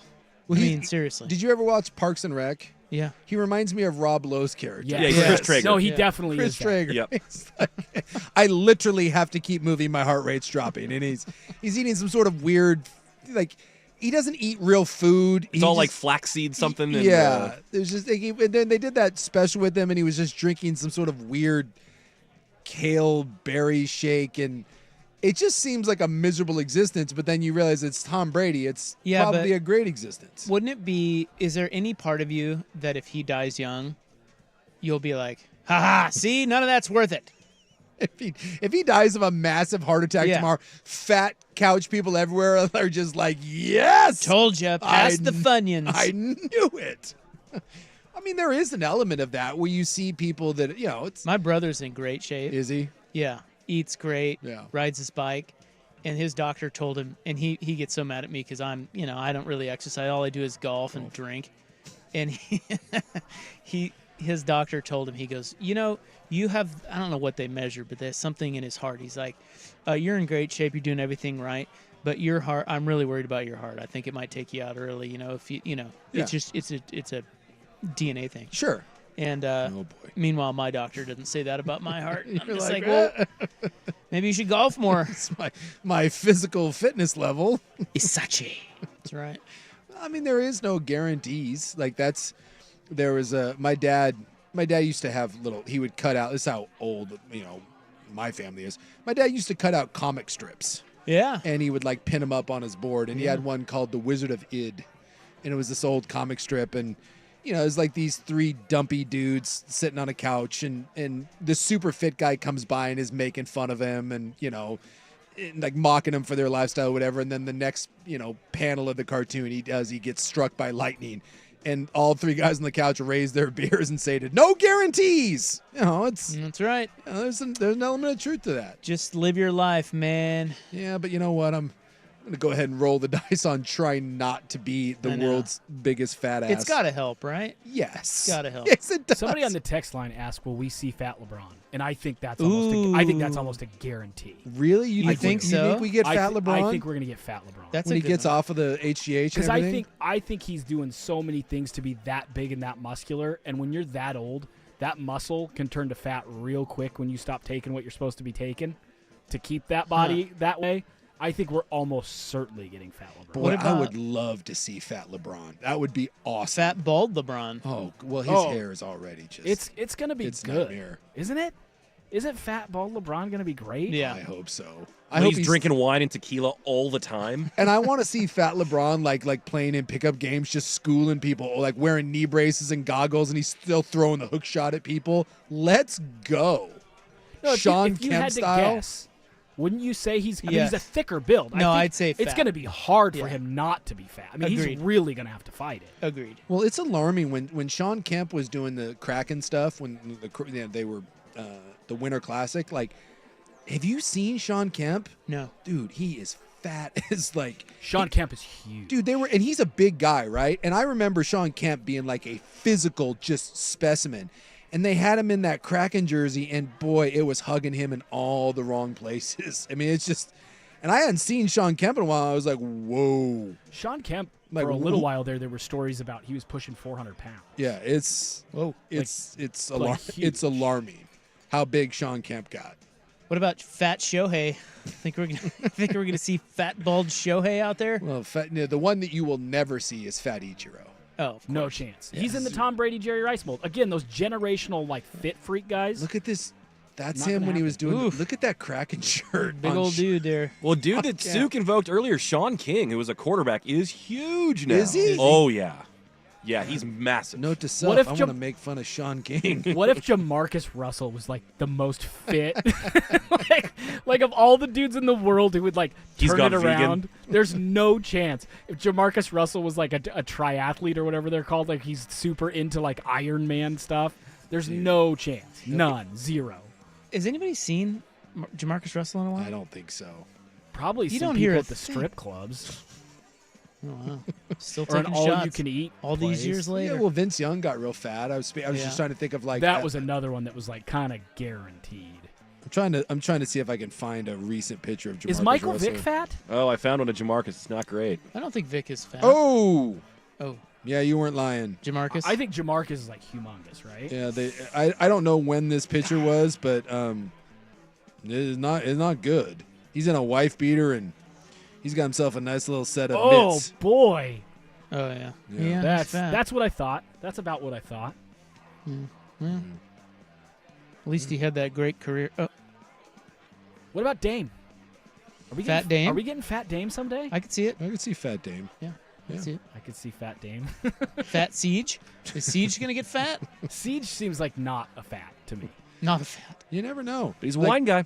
Roy Jones Jr. is one of my favorite fighters of all time, and Oh. Roy got fat. Yeah. And like Roy's like the most competitive human being on the planet, but because he still fights sometimes, like in these weird exhibitions. And look at Roy in his peak. That dude was a physical specimen, and then Roy, like now it's like, oh my god. My sneaky pick for like no way because he's too fit, but I think he's gonna be a fat someday. Conor McGregor. I think Conor McGregor is gonna go Wow. Irish whiskey so hard. Really? I think he's gonna be like, this is terrible. Who's the soccer guy that's a legend that's like heavy and says inappropriate stuff? Diego Maradona. He passed away. Yeah, he passed away. Well, whatever. But yeah. I think McGregor's gonna have. There you go, blowing off death again. I know. I feel like Conor McGregor's gonna be that guy. He's gonna get too big and older and say inappropriate stuff, and they're gonna have to like, oh, Conor, no, please don't come to the fights anymore. Recently, it feels like Conor's been getting into the nose bag a little bit, and that helps keep it off. He's so A roided little up bit? and just jacked. The correct answer to this is Zion after he's done playing. Well, that's look out. There's no. I mean, Yeah, that's a given. Yeah, but I'm just saying. I heard that he's already sponsored for my 600-pound life on TLC. He's going to be God. enormous. All right. Do you want to? Is there anything going on in the draft? The Niners are on the clock. Nemec's got wood again. So I'm trying to keep it together, guys. That's why I was silent for like 5 minutes. We traded. There was a trade with the Niners on TV, and I just got silent. They traded back one spot with the Chiefs, and then they took a guy I don't like. So. Yeah, the Chiefs took the O lineman out of BYU who was at hates. Oregon, Yeah, and Kingsley. folks kind of hinted that maybe he was SOFT, transferred to BYU. What's his name? Kingsley Suamataia. Yeah. Mario loved him to death. Then he was at Oregon, and it was like, maybe he's a little bit SOFT. And Washington finally took an O lineman. They took the other tackle, Rosengarten, out of. No, that was the Ravens. Oh, this is Wash. Oh, he's from Washington. He's from Washington. I saw Washington. Yeah, the Ravens took. You dumbass. No. It's good. How do you host a sports show? I don't know. Get on a plane and go to St. Lucia. I'm already there in my mind. I bet you are. What time do you land? Oh, not till the We next. got to go to New York and then. Yeah, next morning. You want a break, Buck? Yeah, considering we're one behind, yeah, that'd be good. My eyes are very important to me. All right. It is 6:26. This is Club 1080 on the Fan. The home of Dirt and Spray. I'm Dirt.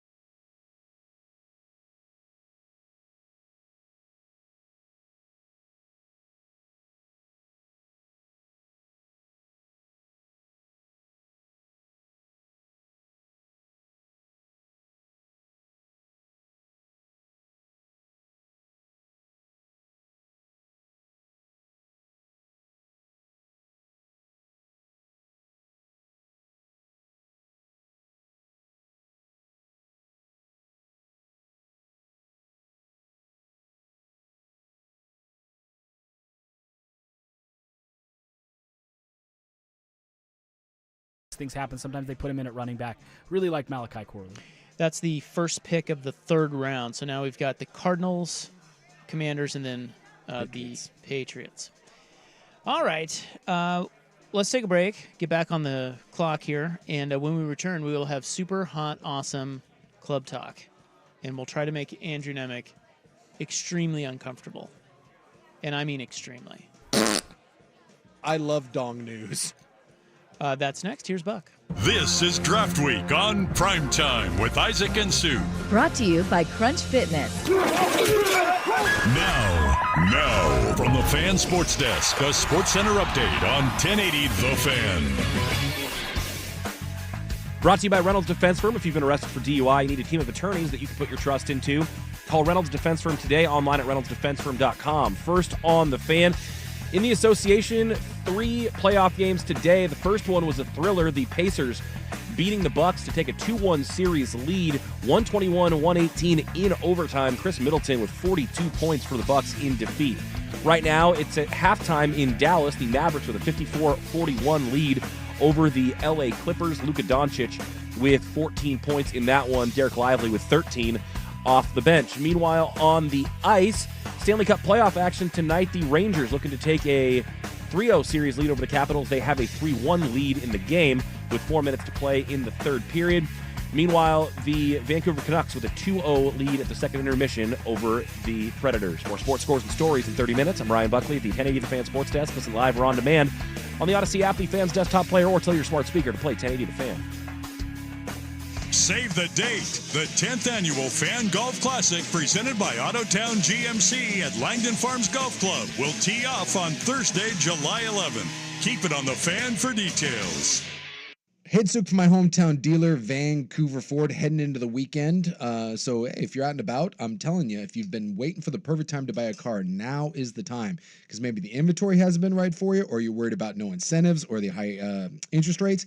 Ford's taking care of all of that because right now there are such good deals going on. First off, at my hometown dealer, Vancouver Ford, best inventory they've had in years. From F-150, F-150 Lightning, Escape, Edge, you name it, they've got it. Even the brand new 2024 redesigned Mustangs, absolutely stunning, and the electric Mustangs. But some of the offers they have right now on some of the vehicles, up to 0% interest on these. Others like 1.9. So you can get great interest rates right now, and a lot of people are qualifying through this through Ford Motor Credit. Great rebates to be had. So it is a great time to head in. If you've been waiting for that perfect moment, now is the time. And number one in customer service. No reason to go anywhere else than my hometown dealer. No sales tax due Oregon buyers. Put them on the list. Put my name behind it. Vancouver Ford. VancouverFord.com for all the details. Go check them out. TriMet is looking for technicians, diesel, and LME plant mechanics to help keep our buses and trains rolling. Get great pay, benefits, and a $2,500 hiring bonus when you join our team. That's right, a $2,500 hiring bonus when you join our team. We need talented individuals like you to help keep our community moving. Apply today at trimet.org/careers. Again, that's trimet.org/careers. Did you know the law requires insurance companies to pay you 100% of your auto claim in cash? At Leif's, we're here to help you do just that. It's your money. Thinking about cashing out, a partial repair, or for many, a pre-loss repair? We're on your side. Remember, it's your money, but to settle your claim 100%, you'll need a professional. Insurers will not settle your claim correctly without a pro working for you. Custom services, deduct assist, loaners, pickup and delivery. Leif's, we're always on your side. This weekend only, save big on a new hot tub. Huge indoor-outdoor sale with over 100 spas in stock. Up to 50% off and 12-month special financing. Hurry to Haven Spa in Vancouver on the corner of Northeast 117th and Highway 99. Sale in Sunday. See dealer for details and financing is on approved credit. Portland weather tonight, it's going to be pretty cloudy with temperatures in the low 50s. Weather brought to you by USPS Ground Advantage. Simple, affordable, reliable.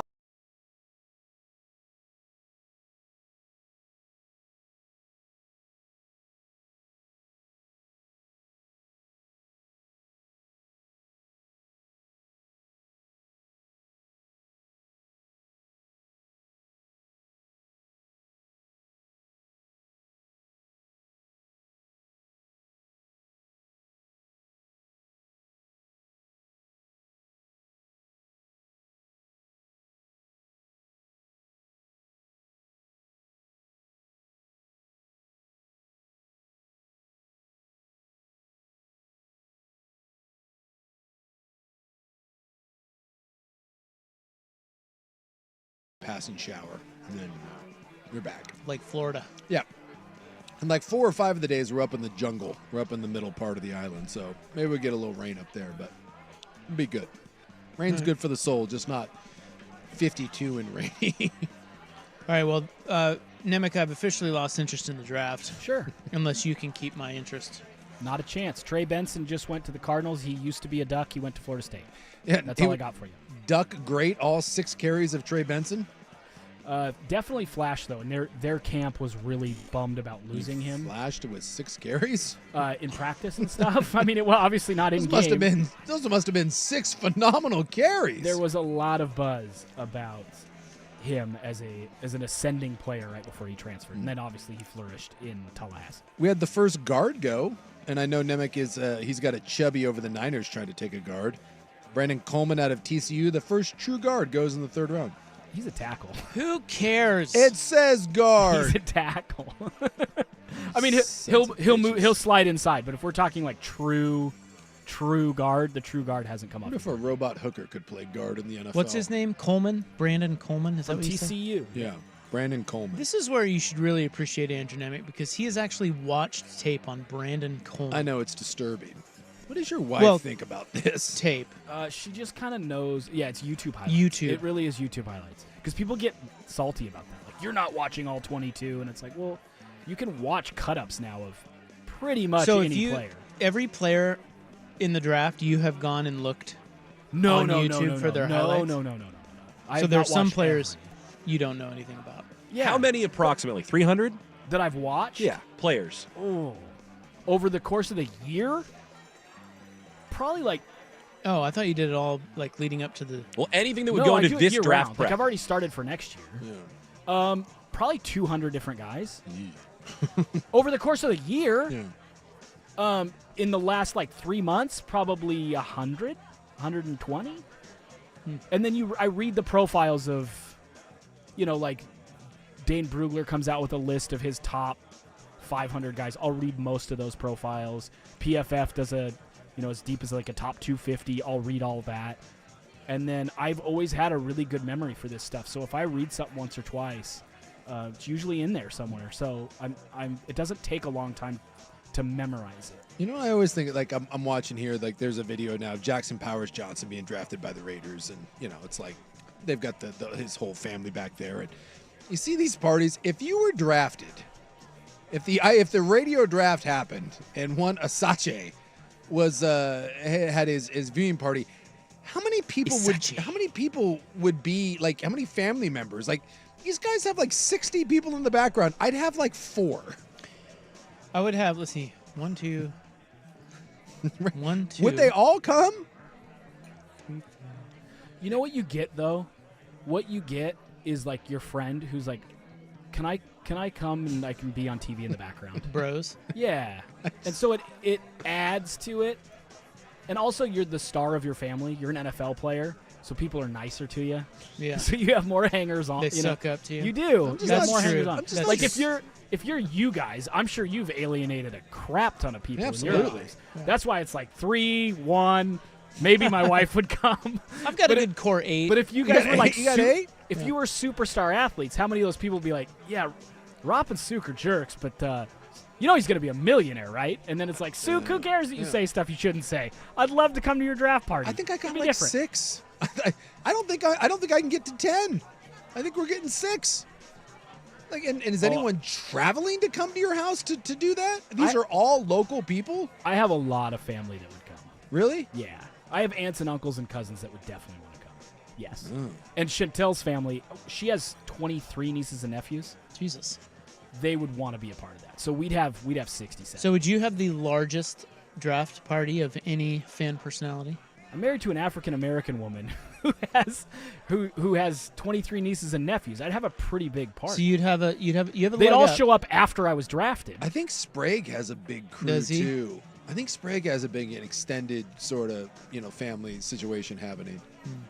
all mine are over in Japan. So like all the BTJ's families they're not coming over for that. Well, and some people it's not always family. Like I have a buddy who coached Norman Powell in high school, and like he went to his draft party, Really? like the NBA one. So I think sometimes it's youth coaches, it's high school coaches, it's people who have been. Some draft prospects will invite people like that aren't family. By the way, Lanning showed up at Bo Nix' house. Yeah, that's what he Remember was. Yeah, he was kind of hinting that the PJ was ready to go. He was Will Stein went too. Okay. I wonder if they surprised him. Because he was very hesitant to say where he was going. Yeah, it might have been a surprise. Like, what if Bo Nix only invited the Auburn coach and was like, well, I actually think he was more influential. I only kind of knew you for a year, and it was kind of a quick fling. Dan, it's a bold move for you to show up on the private jet without the invite. Yeah. The other thing too is Kenny he may not want Dillingham's there. Like, dude, you don't get to claim him. This is my guy. He may not have wanted to jinx it and just presume, oh yeah, Bo's for sure going in the first round. Let's go ahead and book that and just put it out into the universe. He may not have been comfortable saying that. That's a good point.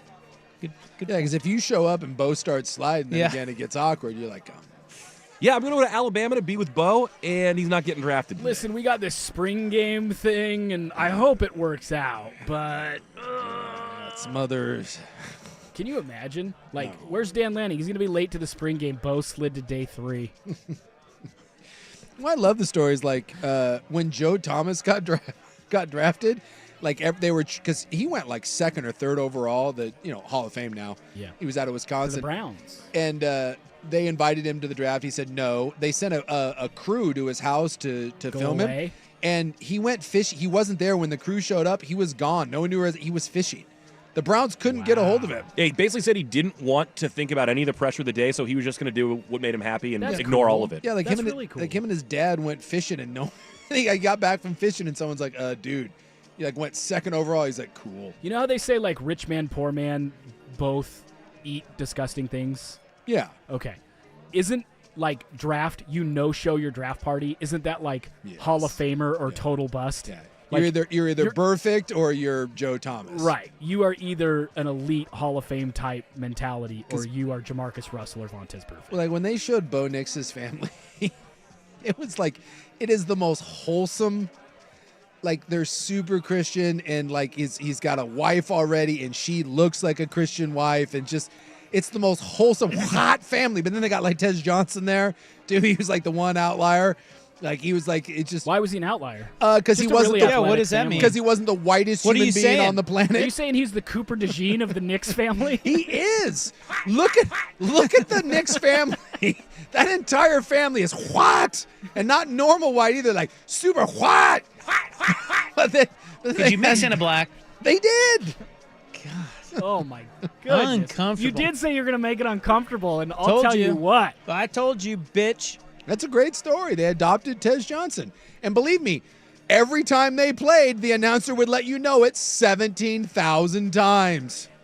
Did you ever feel like that was a little forced? All the time. Like the number of times they were like, and that's his brother. All the time. Like, yeah, we get it. They have a connection because they're brothers. That's Every only a touchdown, brother to brother. That's only a connection that are brothers. I'm like, jeez. Jim Harbaugh is going to start collecting Michigan players. Oh, yeah. Yeah, Harbaugh getting Junior Colson. Happy to be coaching guys. Dude, that's a big boy for a linebacker. Locked, cocked, ready to rock. He'll upgrade I am so glad the show's over. How excited are you that the draft is, you don't have to talk about it now for another year? Great. Like, because I'm not here. Isn't that wonderful? Monday. Yes. Because I just like to see. Let's just see how it goes. Like, and then we can talk about it. It'd be fun to tape this, go back and listen, and then be like, dang, of the guys Nimick liked, one of them was good, and 3 of them are murderers and washed out of the league. Like, what was the point of all that study? Because none of it mattered. You were totally wrong. Well, that's why I think it should be fun. It would be fun to replay old draft shows. I do every year for the next year. I do every year.